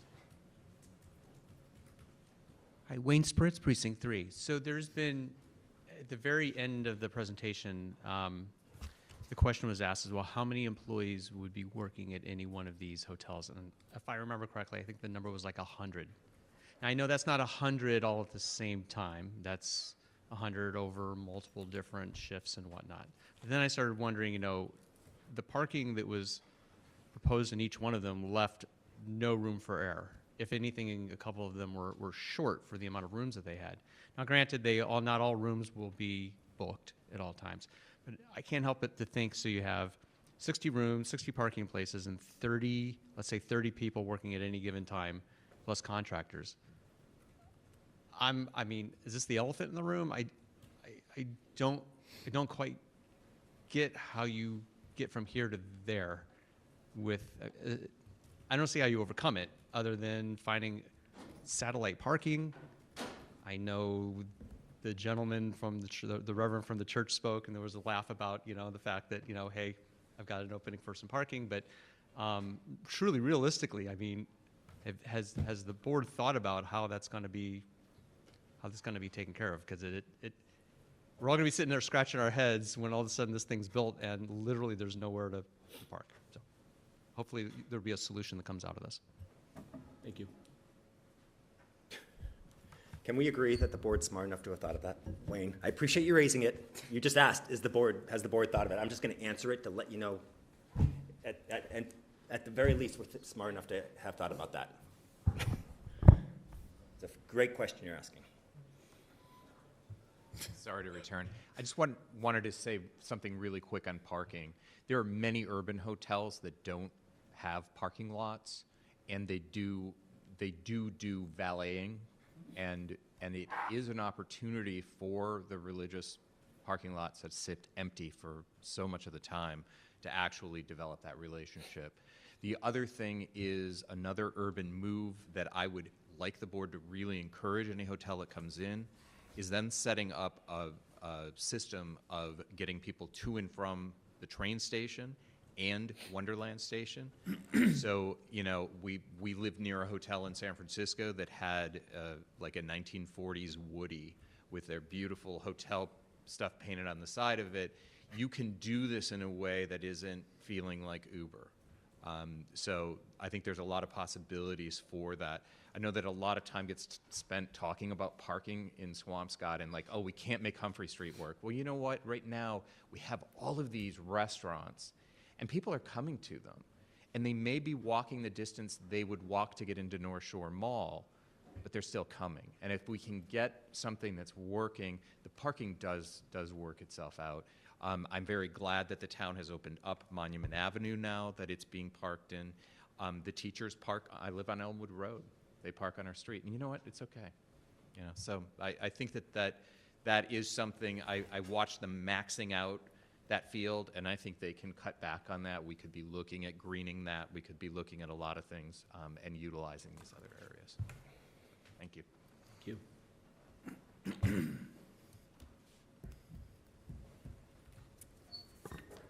Welcome to the 3-hour club, everybody. Well, can we just, before we get off, There's nobody. I don't see. Okay. before we get off Hadley, maybe just talk next steps so that we're sharing publicly next steps, and then make sure we're all agreeing on steps. My understanding is that we're going to welcome public comment again on Monday night. There is the possibility that we're then going to engage in dialogue and potentially take a vote to designate a developer. That doesn't close the discussion. That just means that under 30B, we have to designate a developer in order to really negotiate and to really see what's possible. So So it's a procedural thing. We can't negotiate with 3 bidders. So the back and forth is somewhat constrained right now for us. And so we're just taking it to the next step to be able to then take those dialogues to another level to address many of the things that you've all raised tonight.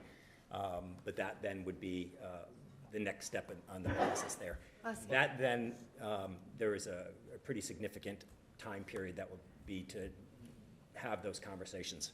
Like I said before, the two of the 3 respondents have proposed ground lease structures. One proposed a fee, meaning they purchase the property. I'm just going to talk about the ground lease structure because that's something we're familiar with, because the Michon School and the Greenwood School both are on ground lease. Sorry, Greenwood we sold outright. I apologize. We sold Greenwood outright. Michon's on a ground lease.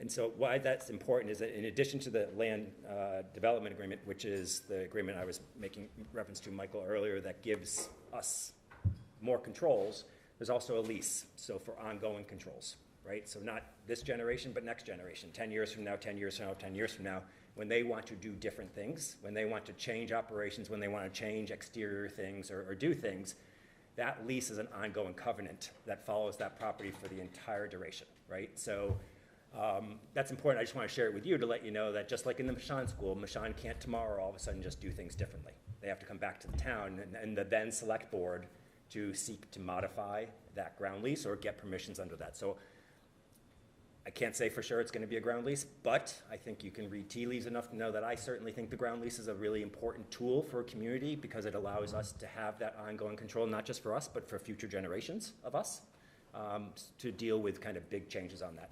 So that is also part of the negotiation. So you can imagine there's a land disposition agreement, there's a ground lease, that they're pretty comprehensive documents. So there's many votes this board will need to take before this is final. So designated developer is just the next, shall I say, of a series of public votes. We would have to vote publicly on the land development agreement, on the purchase and sale agreement, on the ground lease. We would have to publicly vote on the design. If we have design approval, then there's a public process that we're gonna have to vote publicly on design. So I just want you to know that there's a series of, and maybe what I'll do is I'll try and put those on a slide for Monday, just so people see them, but there are a series, and I'll use Michon as an example, just to put people at ease enough to understand what's the next step, but there is a tremendous amount of public process and certainly votes of current and future select boards relative to just bringing this project to reality. Thanks, Peter. And yeah, and yes, we are at 3 hours. And I would have sat here for for another 3 hours just so we hear all the comments from the community. I think it's incredibly important. This is a transformational asset. And the conversion of the Hadley School to a hotel is something that is certainly important. Everybody has their opinions. But we are moving on. So, Mr. Grisham, real quickly, I'm quite sure that Peter Kane said at the January 30th meeting that the 7th and the 14th were... 12th. It's the 7th and the 12th. Oh, okay. That was the 14th for the other open Katie meeting. I wants just to be with didn't her want that to husband be Valentine's one thing said and advertised differently, Yeah. so that gets covered. So we will meet on Monday the 12th. So please come back, bring additional comments, questions. If people have comments, they can also email them in. You can also email the select Email board. which design you felt was the best design and why. Yep, we welcome that as well. Thank you, good point. And we should just acknowledge that we have some of those tonight, so if you've already done that, we have them. Yes, thank you. All right, we're gonna move on. We're gonna move on to discussion of fiscal year 24's second quarter budget and financial forecast.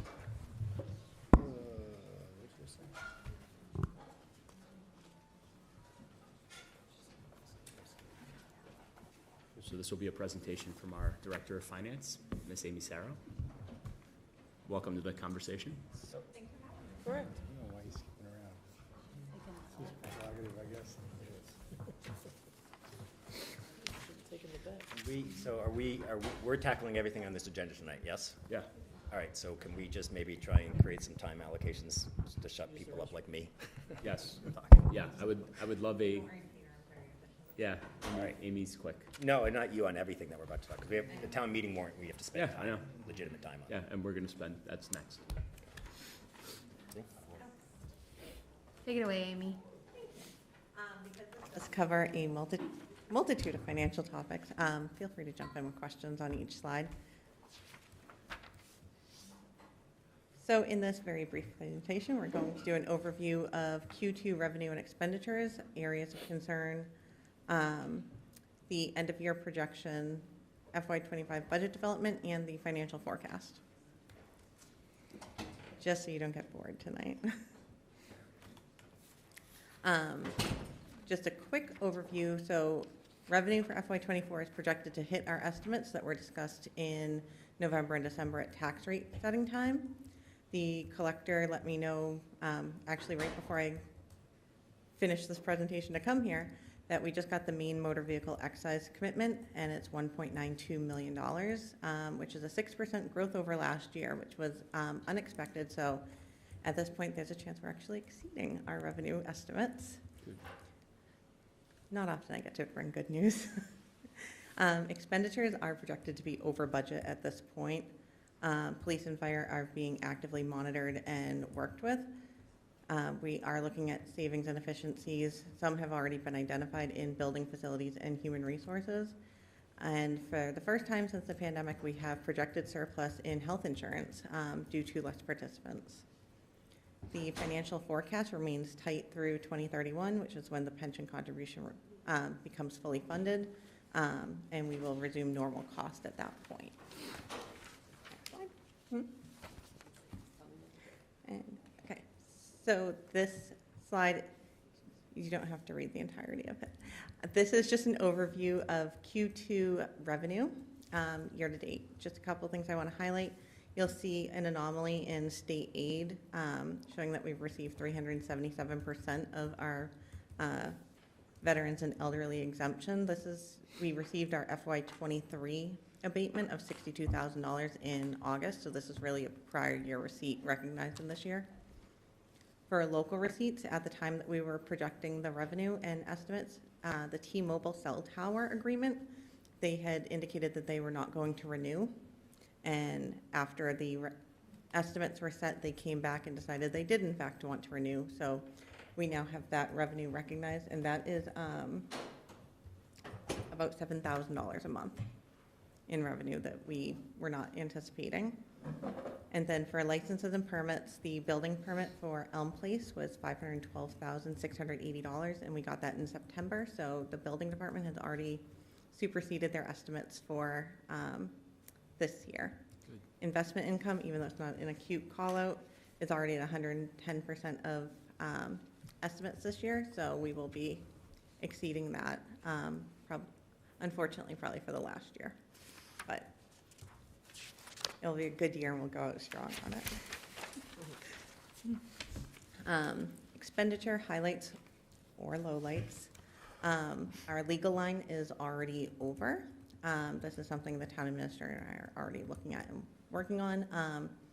This is not necessarily due to our town council contract, but just special outside counsel that has been needed.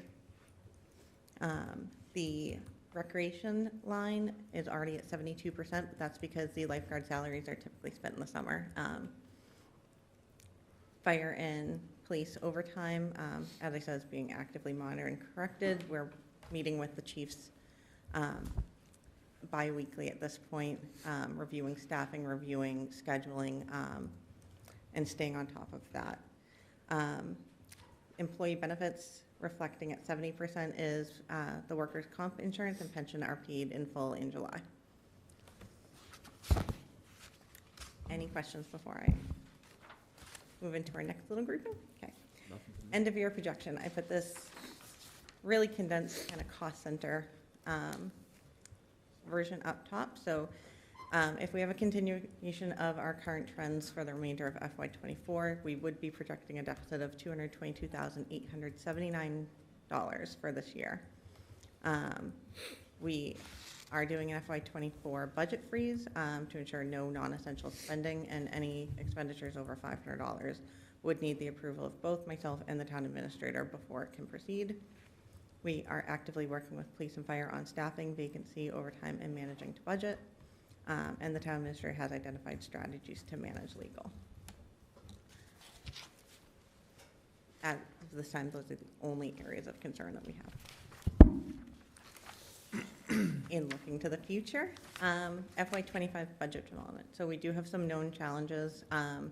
We have an estimated decrease in local receipts of about $1 million. The bulk of that is from the loss of investment income, because we will have spent the bond proceeds from the new school, and interest rates are anticipated to come down. So perfect storm on that one.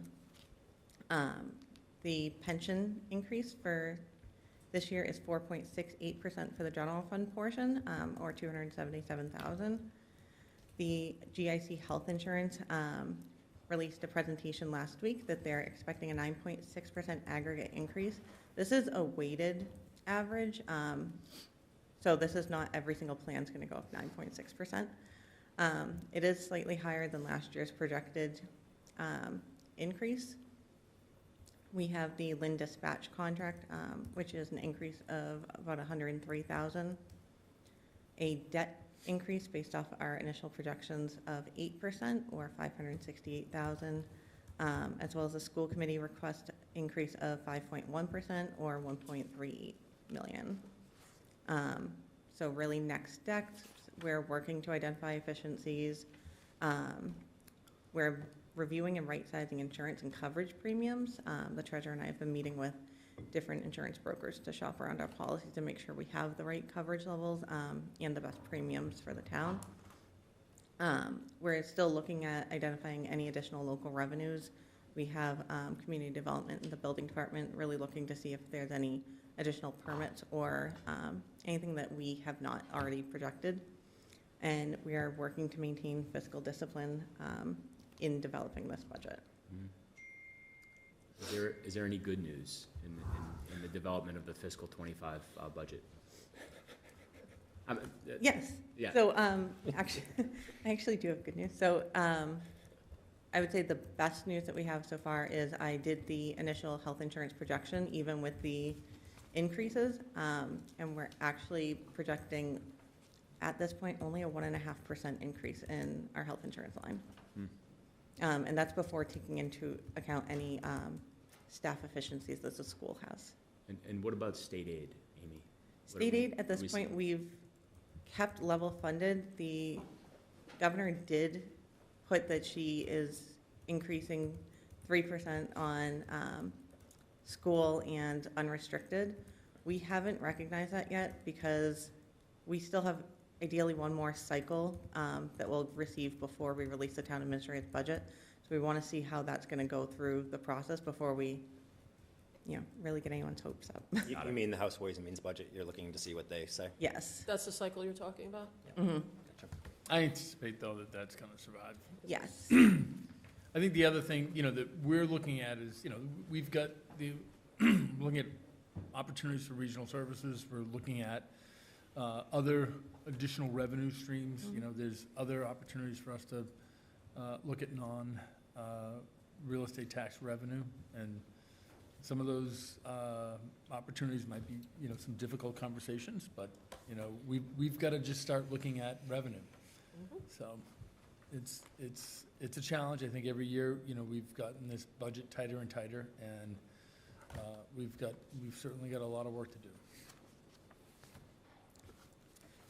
So this is just a quick overview of our timeline to get to annual town meeting on May 20th. So we're still in the process of developing the town administrator's budget to be released by March 1st. At the March 6th meeting is when the budget will be presented publicly to the board. March and April, Finance Committee will review. April 17th is the deadline to close the warrant so that we can meet the printing deadline. And obviously, May 20th, we will all get to go through the entirety of the town meeting. Next slide. This is just a brief overview of our 10-year summary of financial forecast. So as you can see at the bottom, like I said, it's tight up through 2031. We are actively working on this. This projection was updated with the FY25 revenue projections that everything else has been based off of. Outside of that, we have average assumption models built into this. So for example, the school budget that was released the other week's not included, you're just using an average? Yes. Gotcha, okay.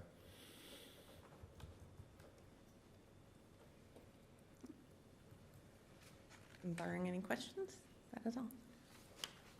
I have one question. On the school budget, are they, is the additional money from, that the Healy administration is adding in there for next year's budget, is that factored in there?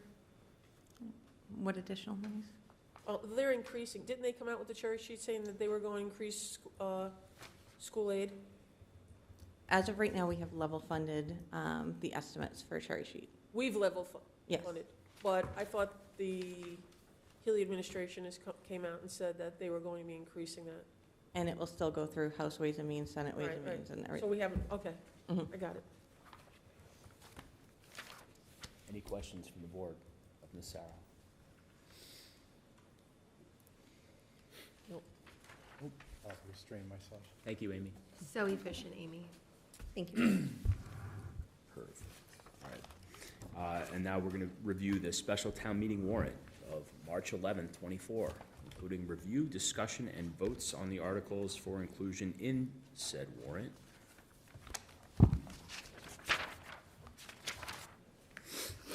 I think we should just go through. We have Article 1 that's sponsored by the Select Board and the Town Administrator. Is Pete Cannon? Pete is online, and Hello, Pete. Hi, Pete. I'll go ahead and bring up the screen. Here you go. Thank you, Pete. Can you just tell me, is the vote to keep it in the, is the vote to even have it in the warrant? No, we don't. I mean, it's in the warrant. We're going to vote to close the warrant. If someone wants to take something out of the warrant, then they should Talk about it now? Yeah. say they want to take it out of the warrant or they want to discuss All right, it. so when we get to whatever that line item is? Sure. Go ahead, Pete. Article 1. All right, Article 1. Let me skip down. This is amending the appropriation for FY24 allocation for Chapter 70 funds to the school district. This is for the increase of $186,001 of additional Chapter 70 aid. The table below shows the shift, showing that the net change is 0. So on 1 and 2, I just asked, can we just please make sure the business manager of the schools see this before Monday night when we close the warrant, just to make sure there's no questions or concerns about the language? Sure. Thank you. Yep. I would also like the board to know that all of the projections you saw were net of these changes. Got it. Yes. All right, and FinCom, have FinCom taken action on this? Not, but they're meeting on Monday. Okay, so I know. So aren't we? I know. All right, so I would just suggest, like in past, we wait for the recommendation on a financial item. Move on. Okay. Article 2, this is approval of transfer of free cash regarding homeless and foster care and transportation. The transfer is the $26,445 to FY24's school operating budget line 57. Yeah, same things. Have the Yep. business manager take a look at it, make sure she's fine, and then defer recommendation until FinCom. Okay.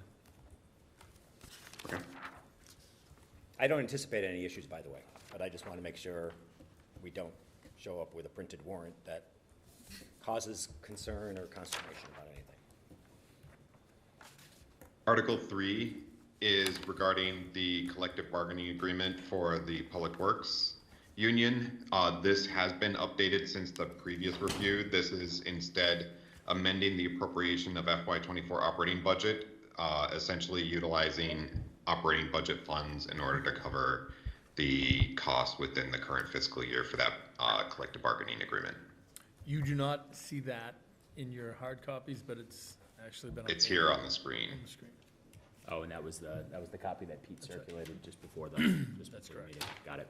I apologize, I sent it to him. So after. again, we haven't taken that vote yet. That's right. So No, this assumes that we take the vote in the affirmative. Yeah. So we're meeting Monday. This is on our. This is. I think it's on tonight's agenda. It's on our tonight. You skipped over it. But we're not talking about that. Okay, good, that's great, because we'll get out of here. It's a Monday executive not. session agenda item Yep. that we're then gonna vote on we posted this agenda prior to Got the executive session. Can we just update the comment? Because the comment will need to be updated, because this says if negotiations aren't done, there'll be indefinite postponement. And I think that's not what you intended to be saying at this point. Yep. Assuming this board votes favorably on Monday, the comment should just be updated. Okay. David, can I just ask, we skipped over item 5. Are we just doing that at the end? We have people waiting here for that. No, understood. We also have a warrant that we need to. I just didn't know, because you skipped over 4. I didn't know if you were postponing that. We will be addressing it, yes. Okay, cool. Yes. Should I move on to Article 4? Yes, Pete. Okay. Article 4, this is the home rule legislation regarding the chapter, removal of Chapter 61B. This again has to do with the allowance for tax abatement, essentially tax abatement for open space. It would be a home rule petition. Yep. Again, FinCom's going to meet Monday night. Yes. Their general discussion was in favor, but they did not formally vote. I suspect as much. So for the next 2 warrant articles, I think we're trying. So just as a practical matter, how, if we're meeting at the same time that the Finance Committee is meeting, how are we going to be able to? We'll between now and Monday figure that out. What time are they meeting, do you know? They're meeting at 7. I currently have Patrick leading that meeting because they're also going to be discussing capital, and I will be dueling laptops, so I'll be able to let you know. So if you could just ask them to do warrant first, if they can, and then we're doing Hadley anyways. Sure. Yep. Okay. Yeah. We're going to be late. I believe the chair is on here as well. Okay. So, David, on the next 5 and 6, we're trying to get Lauren Goldberg from KP Law, who actually drafted these and can answer, I think, specific questions, to be here on Monday. Okay. If there's So questions. these are the voting questions? They are. So I would like to take the voting questions out and move them to either the annual town meeting. Oh, I'm Huh? sorry. What? You just said, where's Katie? And I said, I'm just taking it because my leg's. Oh, yeah. I told you not to take anything out before I came back. Yeah, well, that's why I checked. That's just I would rather wait and put it on the annual. I'd rather wait and get a little bit more public discussion about it, rather than bring this to town meeting in a matter of weeks. Other thoughts, feelings from the board?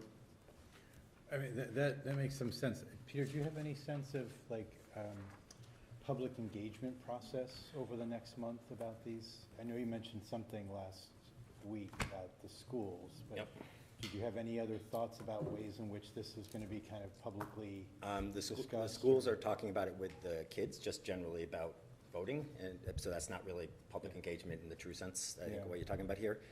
I have offered to one of the political parties in town who seem to have a lot to say about this warrant article to meet with them at any time, and it's been almost a week and I haven't heard from them yet, but certainly we can do more public engagement. I'm thrilled to death that for the first time in 9 years, anybody took this microphone and talked about voting. First time in 9 years, so I'm thrilled to death that these articles are creating that discussion, and I would like to keep them on the meeting warrant, and I would like town meeting to engage in that conversation because they are very relevant to this conversation, and if they decide at that point they want to postpone, they can decide they want to postpone, but I think it is the healthiest of all conversations that we're talking about turnout in this town, and that 12%, 13%, 9%, 22%, 23%, that's just not okay. And by the way, we're not different than other towns, and I will share all the other town data. We're not, right? This is a big problem, but no one else is going to solve our problem. So I'm thrilled. I totally disagree 100% with some of the comments that I made earlier. Couldn't disagree more. I believe our 16 and 17-year-olds surrounded by teachers that can teach them the importance of civics and the responsibility of voting and how to educate themselves is a perfect way to make sure that they're voters in the future, as opposed to setting them free at age 18 and not saying a word about it. But that's a healthy debate, because what we're going to do is we're going to do it in a way that doesn't decrease turnout. We're inevitably going to help chum the waters here. So I would ask that it maintain on. I can't wait for full-throated debate and discussion at town meeting floor about it, because that are some of our most active citizens, and let's have that conversation. And then if they think it's foolish and we shouldn't talk about it at all, we don't need to have much process. If they want to postpone, we can postpone and have process. If they want to move forward, they're our representative democratic body. The irony being that we can, I guess, let them vote for it. But so I'm thrilled, and I'm grateful that people showed up tonight to express their opinions, and there are lots of email threads talking about, you know, how irresponsible or brilliant this is. I think that's wonderful. I just truly do. We've never talked about it once. For me, you know, I'm happy to sponsor this. I can't believe how people are indicting our young citizens, you know, and not thinking about every other cohort, every other age group. For me, it's unfair to them. And if anybody, like, if we had them sitting here tonight, I would want one person to stand up and defend them and say, hey, you matter, and we're here because we are a community and a democracy, and we can have every one of these voices, you know, debate that civilly and respectfully. No, so I look at Yeah, I'm not sure people are indicting the kids. Well, it does feel a little disparaging to them, the way some folks spoke about children in public comment. Like, I mean, it does, I understand what you're saying, and you're trying to, but it does feel like that their brains cannot conceptualize decision-making at 16 and 17, that somehow their parents under their thumb are gonna control how they vote. Some parents can't even control what they eat for dinner. Like, how are you going to say they can control how they vote? So maybe some of those undereducated youth that we're talking about are going to pull their parents who don't vote now to vote with them. Yep. I mean, I think I said it last time. I think this is part of a great experiment. It doesn't mean that we're going to have all the answers to everything right now. It means that we're having a wonderful conversation, which we've never had before, and we should continue to have. But I think we should be very conscious about how we're having it, because we might be disenfranchising voters in this conversation. My point in bringing this up was to move it into May, and Oh, not no, in a couple weeks. That was my point. Can Yeah. we move this into May, where there's whatever conversations are happening? I don't follow social media, so I'm just saying, can we move it into May? No, I appreciate that, and I am eager to see if you're going to propose what you suggested last time, which you said you didn't know if ill-informed people should be able to vote, so I was wondering if maybe that would be an No, amendment. I didn't, no, what I did was, I commented on what an individual said to me. Yeah. He said, would you really want me to vote if I don't follow up on, if I'm not up to speed on different subjects? I thought that was a really good question But isn't the answer that he yes? asked me. No, I don't know if the answer is yes. I mean, So ill-informed people. I would like him to go. But anyways, I'd the like point him was, to get my informed. point is, I hear you. I don't want to just color in a box. No, No, but the point is, it should Okay. be his choice if he wants to vote, not yours. yes. But that is his choice. That's the point Peter's That making. is his choice. It's like you as a, yeah, so. anyway. So I would like it to stay on. I would like, we are engaging, the superintendent and the principal at the high school are engaging kids to teach them an active lesson in civics. Win, lose, or draw, that's democracy. That's scheduled, that's happening this month. They know it's happening, and again, if town meeting decides this is premature and they aren't equipped to make this decision, I'm totally open to the fact there are better ideas. Tonight was the first time we even talked about voting. 9 years. Well, but no. Respectfully, Wayne. Let's not No, get but I'm into gonna, debate with no, audience This is a dialogue. No, I understand, but so respectfully, I think the attitude is, well, what is our select board doing to turn out voting? What is the thing? I argue would say that we actually do the most of anybody in town, because we're the ones out there getting elected, we're the ones talking, we're the ones doing it, and I find it incredibly sanctimonious and hypocritical when someone actually says that to us, when that person themselves can't stand up and say what they've done to get people out and voting. So please don't try and hold us to a different standard. Let's have this conversation. Let's have it be really interesting. Look at, tonight my son got his license. You better believe I had second thoughts about 16-year-olds, right? But he went out and got me ice cream, so we're good. So that was good judgment. But I'm saying let's have that dialogue. Let town meeting tell us where they want to go with this. And because I think people would be, frankly, if they don't know about our voting turnout, they'd be disgusted. The irony is we're talking about and the people who are sometimes speaking the loudest are not happy with decisions that are being made in town. So it sounds like they just want to keep the percentage low so they can control the decision. No, if the kids are irresponsible and you're worried that kids are going to show up and vote for funding schools, then you show up and decide you're not going to fund schools. That is how you counter it in democracy. It's amazing. It's perfect. Right now, we can count votes because we have 6 people and a pigeon voting at town elections.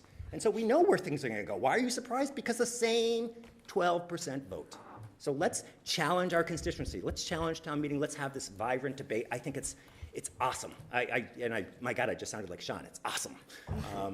But it is. And so I would ask my colleagues that we keep it on the warrant. Lauren Goldberg, hopefully, is going to be here Monday night just to answer some technical questions, because I think there are some technical questions and reasons, for example, why November voting isn't being proposed here. There is a reason that Lauren Goldberg will be happy to walk us through specifically. But there are questions like that, so we wanted to make her available to you all so you at least can have technical questions answered. David, I don't know if you're entertaining any, there's a person from the audience. I am not. Okay. No. You want to make a motion? No, well, I don't think I have the votes. Well, I can.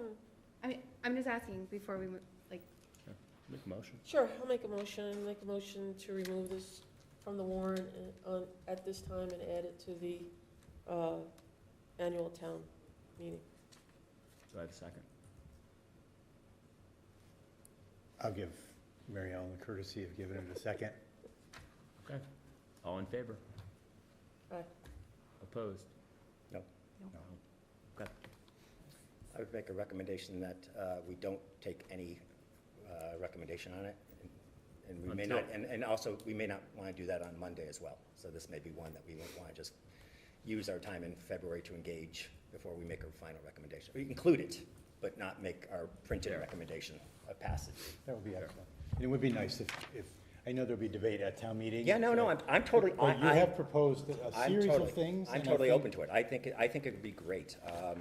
I truly, I mean it sincerely that inadvertently I was copied on a string of emails, inadvertently, because my name was said a lot in the emails of one of the political parties in town. And my mind is blown how crazy the idea is being received that we're going to try and expand voting. I want to engage with those people because they are thinking about something that hasn't even occurred to me, and so I'm open-minded to know why we shouldn't do it, why we should change our voting to April, or June, excuse me, and why we should do 2 days of voting. So I look forward to it, so I want to engage, and I will reach out again to that group and others.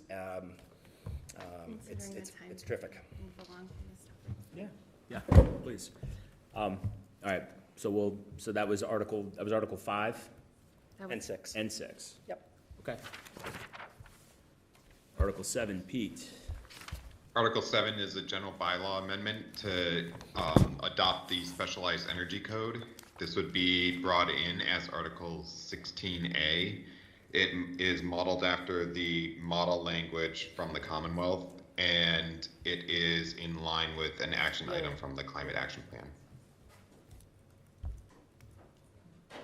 Comments or questions? Are you all comfortable with it? Do we have to get Finance Committee recommendation? No, I don't think so, but are you comfortable with the article? I'm comfortable with Article 7. Oh, yeah. Well, I'm just wondering what the public process was that allows us to put this article here at the Climate Action Committee, and I don't think I've ever seen anybody from the public actually attend those meetings. I'm just curious as to what the public dialogue has been about this, because this is actually going to change the investment requirements of every single homeowner in Swampscott. Like, this will not impact anybody. This will change it 100%. Now, to be perfectly clear, I'm 100% in favor of it. I'm just asking what the public process was that we're going to change the building code. I'd be happy to tell you. Right, but just, you know, It's going to tell us. besides the climate committee. Do you want me to tell you? Yeah, I do, but We have a meeting scheduled for February 27th of last year or this year? this year. Oh, so it hasn't happened yet. Correct. Okay, We've well, we've had the committee meetings. I hear you. And I'm we're just, going to have a public process. We've engaged with the building commissioner, and we have a public meeting scheduled for this room on February 27th. okay, so I appreciate that. So I assume then we don't know whether or not we should include it or not. I'm just, because we have this thing about public process we were just talking about. Oh, come on, Peter. No, I'm actually being serious about it, because we I can't. said to keep it on the warrant. We can't, You know, but we can't raise public process when it's a guise for us not supporting something. We have to raise public process. No, I'm not talking to you. I'm not talking to you. I'm not talking to you. I'm talking generally. We, at times, raise public process as a cudgel.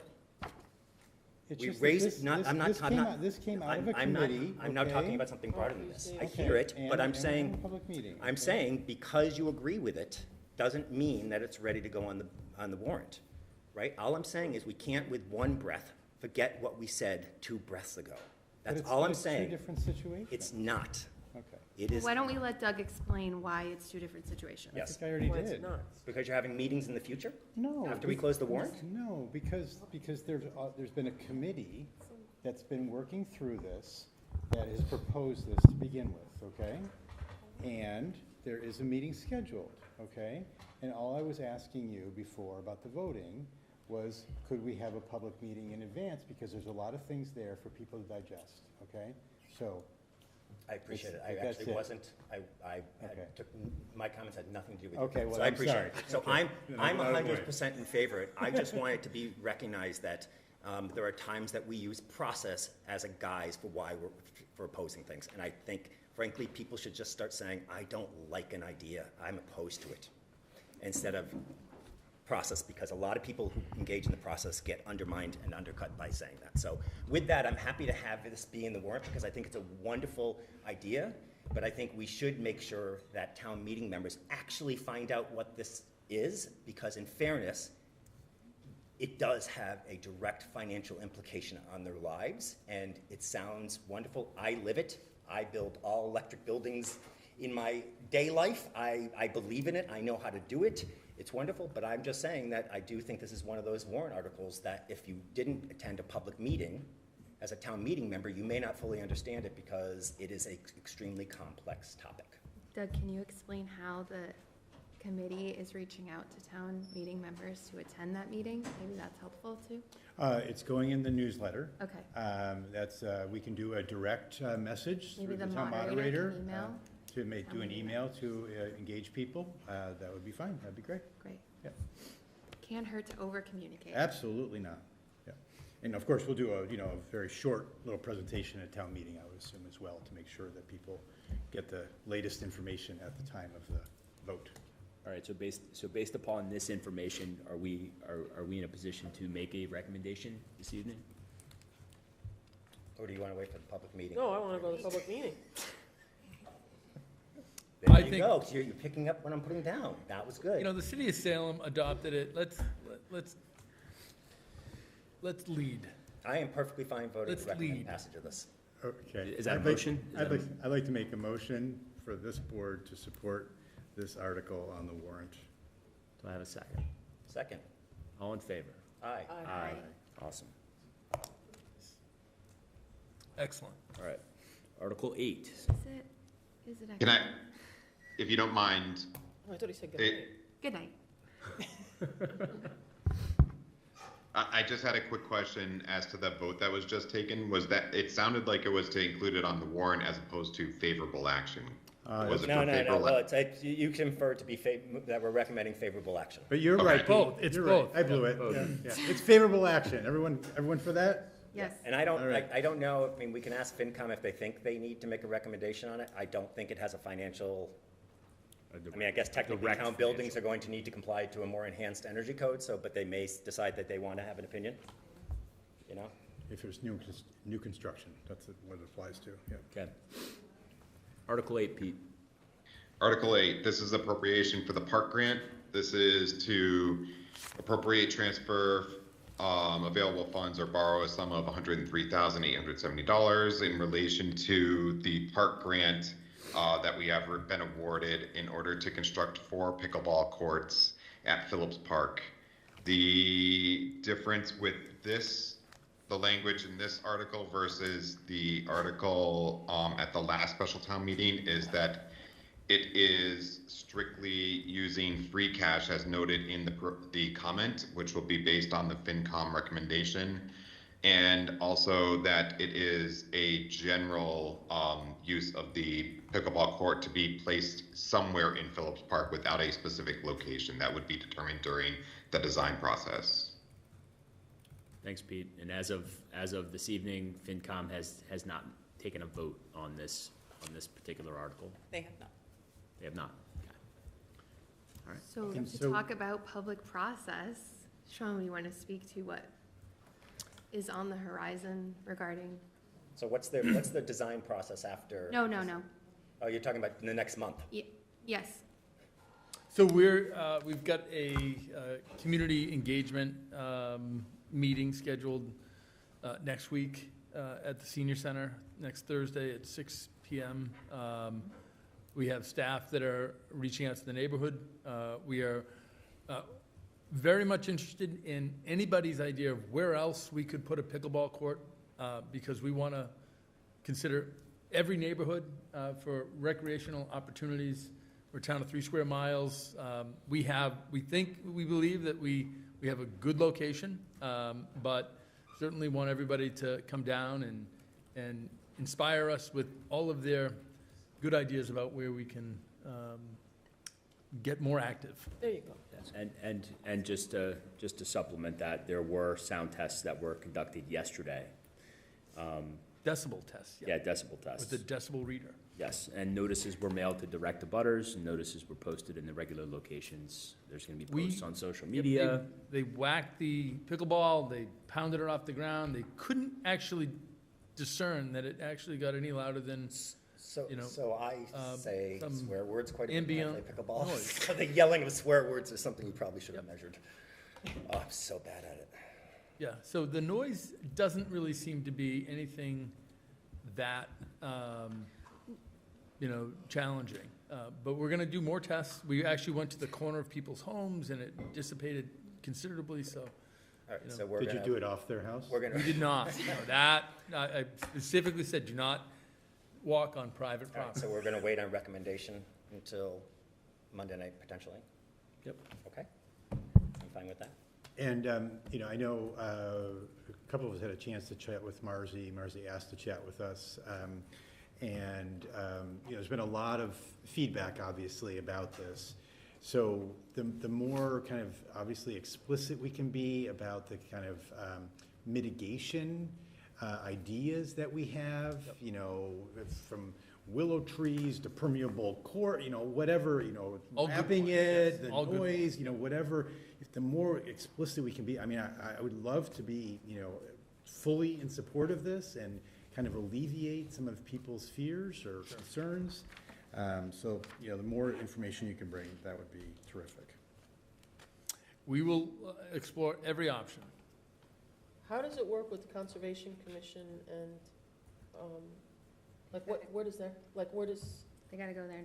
They have to go there. Yeah, they're going to they go review there all after? plans. You don't go there designs. before, you go there after? You have to design, You have to you have get to the grant design. first It's a to performance. design. People in the Process. Wetlands Protection Act is a performance standard. Right. It's not a prohibitive standard, it's a performance standard. You have to show how your building, your structure, your improvement within a resource area or within the buffer of a resource area meets the design performance stuff. And so part of the design is actually designing it to, for example, let's say hypothetically it was an area prone to flooding.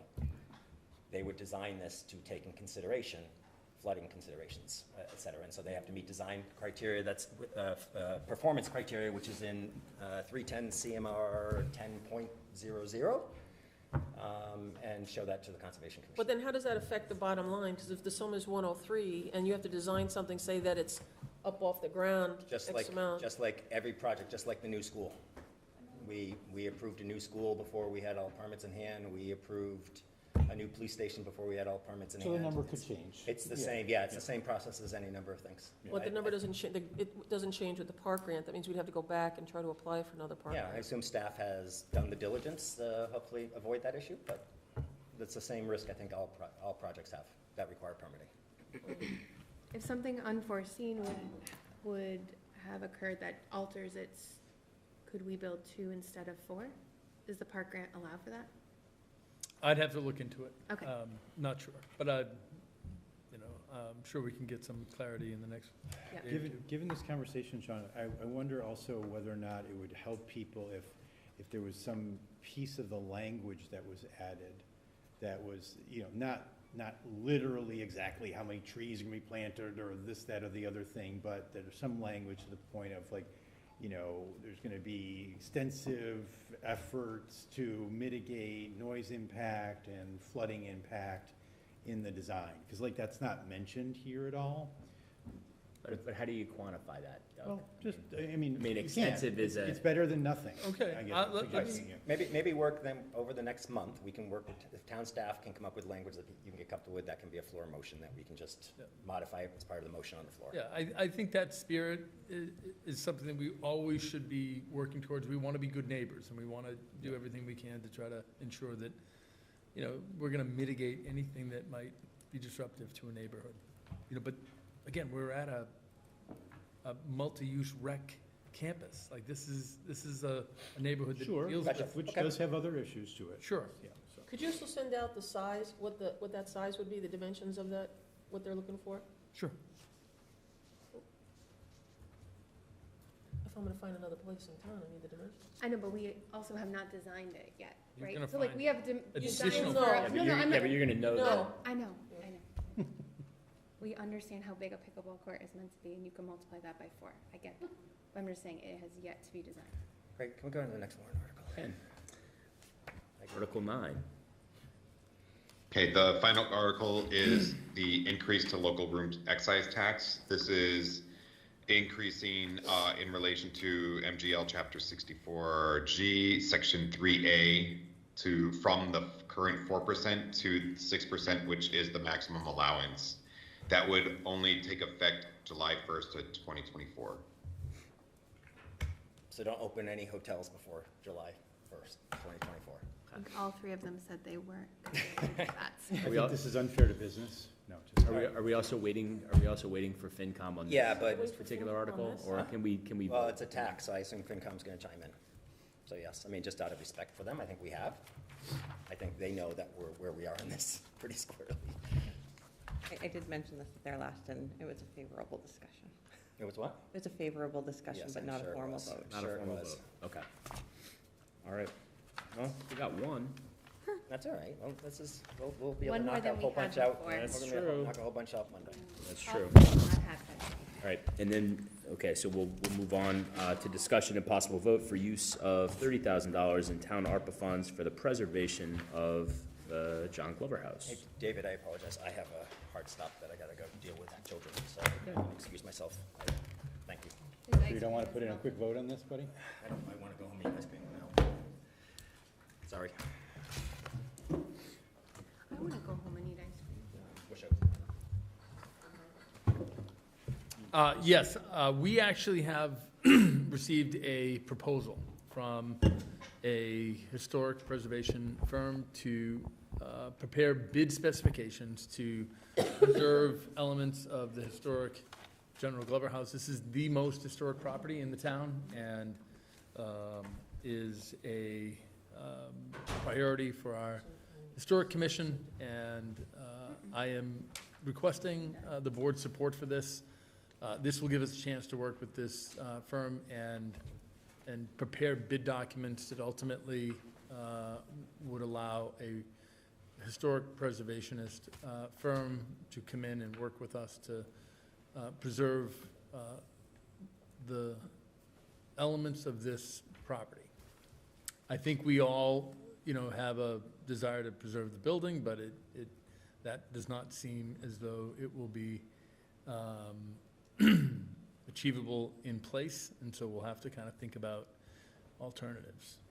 So this $30,000 of town ARPA gets us to an RFP. That's right. Where we can glean additional information. There are fundraising activities. We have a lot of support for this. We haven't identified exactly what the costs will be to actually salvage elements of the building, but, this gives us a chance to go out, get responses back, and come back and have an update for the board. And what would the timeline be for the? We've heard that it could take 60 days to develop the RFP, and we heard that a month ago. We're gonna do our best to try to put a lot of pressure on this firm to expedite things. We're racing against the clock. Got it. Additional questions? I had a question about the fine that was collected. How much was that for? It's $25,000. So can we not use that to pay for this? No, that actually is not recognized as revenue right now. It's just funds that have been collected. It will have to be, have to fall to free cash and be audited through our annual audit process. So not Available yet. And there are no other funds available through fundraising efforts? You know, not enough, and we need to act now. We're behind the 8 ball. And so it's my hope that the board can authorize this and give us the ability to move forward and come back and have a further conversation about where the intersection of public funds and private funds can help us preserve this historic property. Do we know where those fundraising efforts are? Yeah, that's what I was just about to say. Sure. Do you want? Sure. So, I mean, as people know, I mean, there have been several events. You know, Nancy and John are here, and they've been doing events at the Dockside, and there's another one coming in Marblehead, another one coming in Salem. There's things in the work for a big one in March. Nancy has made contact with someone who is a professional fundraiser. So we've started just breaking the last 24 hours. So there's real kind of line of sight towards a mega effort here. The idea is to do this now, to get the RFP out, to get what the real number is by the end of April. It's probably going to be in the neighborhood of $200,000 actually to take disassemble it and store it. So that's the fundraising goal by mid-April, is to raise $200,000. And to take care of that. Obviously, additional select board support for a piece of that down the road would be fantastic. We'll deal with that then. And then God knows what it'll cost to actually put it all back together and where it'll go, but we're assuming that's like another $1 million. These are not easy, but not unprecedented types of fundraising efforts. They're done in Marblehead. They're done, in many places around here for this type of property. So that's not to say that it's all just going to happen, but there's been a lot of work done with a lot of different potential sites around town, thinking through the pros and cons of it. So we don't necessarily have this kind of mapped out all the way to the end point, but they're starting to see a little bit of a through line to like how this process gets chunked and kind of escalated. We've dealt with Annie Harris, who's from Essex Heritage Trust, who Sean knows and is a master of doing these types of projects, and she's very enthusiastic about the possibilities here, et cetera, et cetera, et cetera. And could you just explain, and I apologize, because I know this has been explained multiple times and it's late, but what would come out of Glover and be salvaged, and what would not? Yeah. I think originally we had sort of more grandiose ideas, right, of what might come out. Yeah. Well, I mean, I think right now Structures North has said they think about 60% of the property can be salvaged. So 60% of beams and everything basically be taken apart and marked and stored so that whenever we figure out exactly where we want this to go, then it can be reconstructed. And there's some beautiful exhibits, which we can share with you, of what's happened in other towns with very, very similar properties that look really, frankly, beautiful. So that 60%, that's a significant amount of historic beams, but I think the most important element is the hearth. And so it has that, really iconic, historic hearth. And if there's a way for us to kind of recreate that sense of historic prominence and really celebrate Swampscott, not just the Glover, but everything about colonial Swampscott, the history, the regiment. That regiment was the most diverse regiment in colonial America, and to me, it's really worth telling that story and celebrating that story. So, hate to just lose it, And we're facing that imminent problem. It seems like we're always in this position. We want to get to a property where we're not actually facing that, but And I know we've talked about doing a survey and an inventory and all that stuff, but I think, if Nancy was speaking right now, I think I think Nancy and John would probably say, like, if there's one we're gonna do, this is the one. Yeah, I guess my struggle is and I've said this to Nancy, so this is not gonna be shocking, but I'm just struggling to understand what we're investing in to come out. Like, I know you're saying 60% of beams, but obviously the house is made of more than just beams. The hearth, hopefully a good large portion or representation of that hearth would be able to be reconstructed in a historically accurate way, or however it's done. I'm not a preservation expert, but when you say 60%, it sounds like if you cut the house in half, you'd have more than half, but you're not actually going to do that, right? You're going to take pieces of it, and then the rest of it is going to be recreated around it. Right. And those pieces They've taken pictures of everything. They're going to be able to go in, and they're going to be able to, restore the property with other material, maybe period material, if they really get into a preservationist kind of program. But as Doug mentioned, that's going to be expensive. Yeah. There's all sorts of things that we'll have to abate. The material, the paint, and the varnish, all the things that are part of that property are going to need to be treated very carefully, and but it's a project of national significance. I can't underscore how important this property is. We're bumping up to the Revolution 250 or 250th anniversary of the Revolution, and this is going to get quite a bit of attention, and I think it's a feather in our cap as a community to really have aspirations to preserve some element of this historic property. I have one more question. Sorry. Go ahead. Have we explored, I understand the push to save 60%, right? And that's like the big push towards the full dollar amount and the expenditures going forward. But have we explored just saving the hearth, or saving like the most historically significant piece if we can't afford to save it all?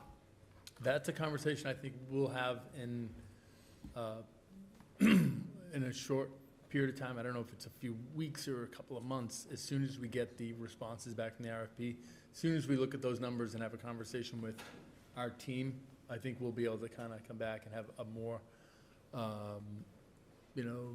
accurate conversation about the reality of what can be preserved for what dollars. So just my question is, if we're saving the hearth and we're deconstructing it, I mean, isn't we might be able to just remove it in like there's been so many, like, we don't know if a firm's going to be able to go in there and just deconstruct everything around and pull that out. There's so many different methodologies. We don't know yet. You can actually move fireplaces, but I don't know if you want to ask them or not. But. Microphone.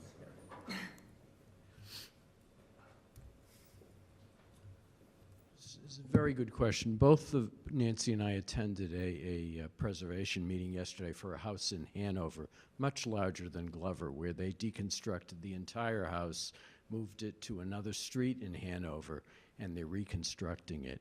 In the case of Glover, they're saying 60% of the original house, but there are so many other buildings on that property of the same vintage that what they will do is take beams and portions to make the rest of it. So it's not like they're going to have to go to Home Depot and and then age the wood. They're going to use authentic pieces. The house in Hanover also moved a complete fireplace and hearth intact. They took some of the bricks apart, but they were you can move, believe it or not, a whole fireplace. So the intent is to end up with a full building, not a piece. And there are actually diagrams with outbuildings that were there originally. But this will help kind of get it fleshed out a little bit more. Thanks, Cal. Thanks, John. Additional questions from the board? I just think conceptually it's much easier to understand maybe the Hanover instance you just made. I get taking a building down and putting it somewhere else, that I get. I just am having a difficult time understanding what gets preserved and then how the significance remains by just taking pieces. Are you concerned that we're just gonna be throwing out, or throwing down $30,000? Like it would be a waste? Yeah, I just don't know that if I have enough detail here to understand what that money exactly will get us from a historic conservation position post spent. I'm having a difficult time understanding that.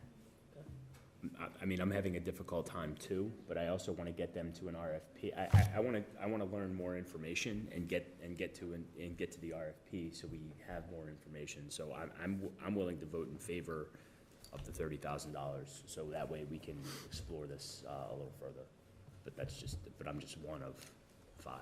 So I had a problem with spending ARPA money on anything, but after this financial review, Amy has helped me with that decision that I do think we need to, I look at this as an emergency. I think this is important. I didn't think that's where you were going with that. I was like, I'm going to be blamed. No, because of the financial situation, of what you're looking at the halfway mark, there's no extra money here in the budget. Oh, There's nothing even under, if you're falling short, you're gonna have to do a shuffle with what's here. So, so I'm gonna go out of my norm, and I would end up supporting this, I do think, because of the situation with the budget. I don't see how we could get any money out of here, and I would support taking money out of ARPA. And, I feel pretty confident that $30,000 is gonna get us a good answer on how to figure this out. I'd love to have you clear, and of course, and supportive as well, because it's no secret what my vote is, but just one more time, so you take whatever is usable, right? You mark it all up, and then you're recreating literally exactly the way the house was later, ideally with, all those pieces and some additional pieces. Yep. I understand that part. Okay, yeah, I figured you did, so I was trying to figure out where the gap was. So I guess to me, it's like from a cost value situation, like if we can spend 5% of that and have a hearth that's historically significant in one of the buildings we already have, like that seems like a better value spend to me than to spend $1 million or $2 million on taking apart 60% of a house, which needs a lot more work and commitment. But people are shaking heads, so I'm not a historical preservationist, so I don't know so if that's not I think a legitimate what thing, you're then fine. what you're not That's finance committee when you're not benefiting from is a lot of the work that's gone out from the committee, and I apologize from I didn't realize we get into this level at this point, but it's totally reasonable. The historical significance in putting a house back together and then using that as a place that may have multiple uses, but one primary use of it will be to kind of honor Glover and the regiment, and have it be an educational place for people to kind of reflect on.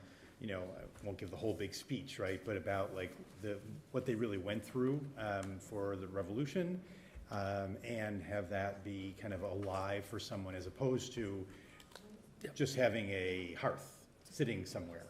The entire space will not only be this educational aspect, but will have probably a commercial aspect as well. So it gets into the kind of like how this actually plays out, and there's different paths for that.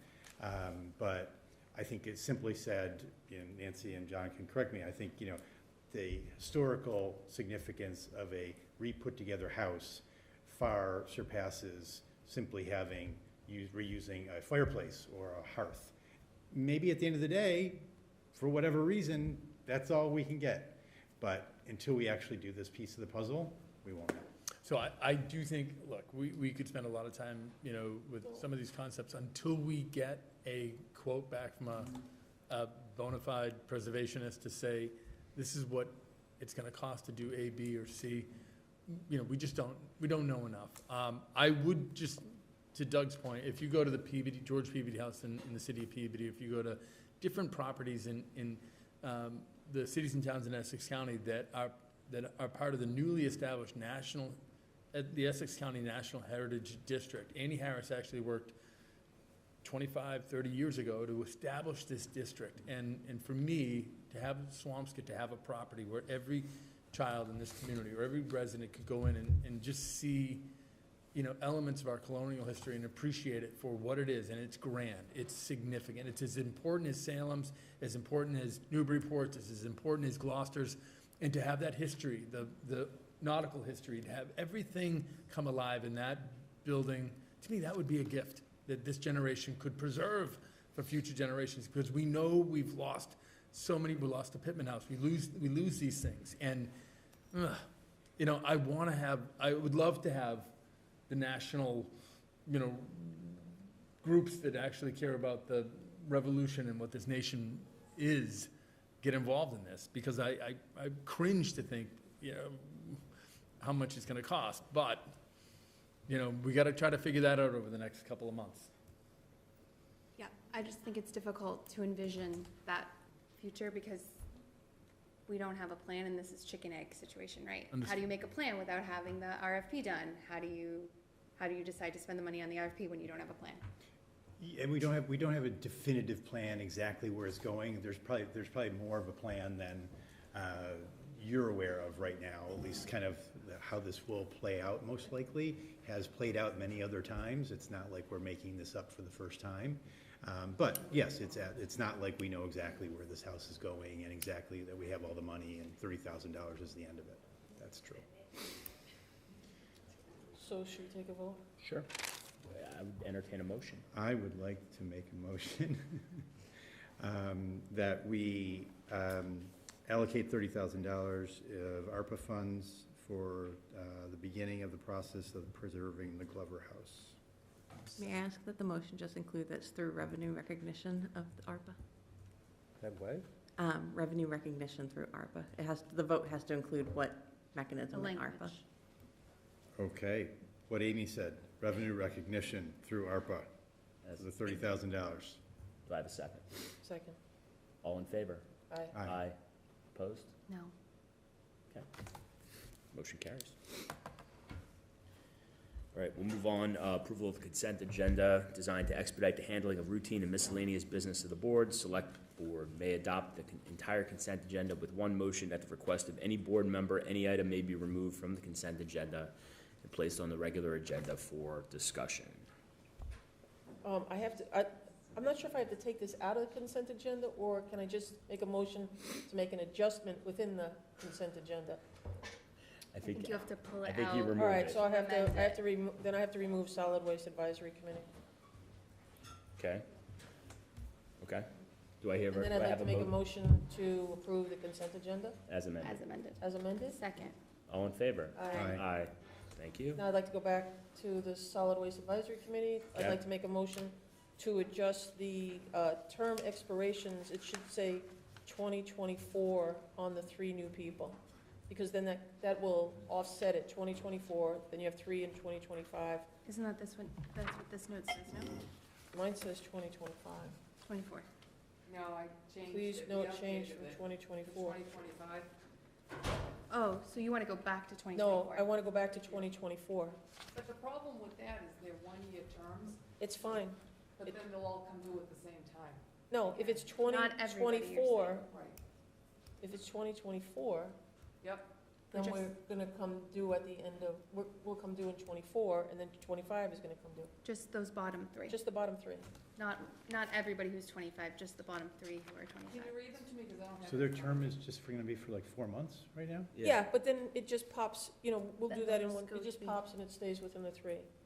You have Stephanie Newman, Oh. Matthew Pellino, and new member. Hold on. Oh, okay, and the vacancy. Yeah, So there'll be 3 at 26, 3 at 25, 3 at 24. correct. It doesn't matter to me. And then they'll come up for reappointment in June. in June. That means there would be a 3-year term rolling? Yeah. After, yes. Yeah. Everything is 3 years. And that would be set in June? Correct. Yeah. All right. So the only thing we have to remember, Sean, can you remind Diane to just put this on the agenda for the end of June, so that we could just renew it? It'll pop up. Well, I didn't want to Right. ask it myself. All right, do we have? Diane, will you Motion. please take a note? Adjourn, please. Wait, we haven't voted on this. Sorry, I thought. Do you have a motion? Are you, Mary Ellen has a motion? I made the motion. You Second. Second the motion. All in favor? Aye. Aye, thank I you. made a motion. Good job, Awesome. Motion to adjourn? I already did it. Second. All in favor? Aye. Oh, Aye. oh. Let's do it. Oh, wait, we have, No. wait, no, hold on, you can't Nope, adjourn. nope, we've Select adjourned. board time. No, We've we have to, adjourned. I have to make a motion to bring us back in, so I do want to thank Joe Dulett. Out of order. Thanks. Go, go. Joe Dulett, Sammy David, Ethan? Danielle, McCursky, Nathan, Kent. It's not mine. I also want to give the update on the health budget, the opiate settlement is going on, and. We do this take Monday? our- We do it on Monday? We're having it on Monday? Yes, all right, so I'd like to take this to Monday. Okay, thank you, Marianne. But I got my thank yous. And thank you to the 4 Hour Club out there. Yes, All right. to all you, hats off. Oh, 4:15.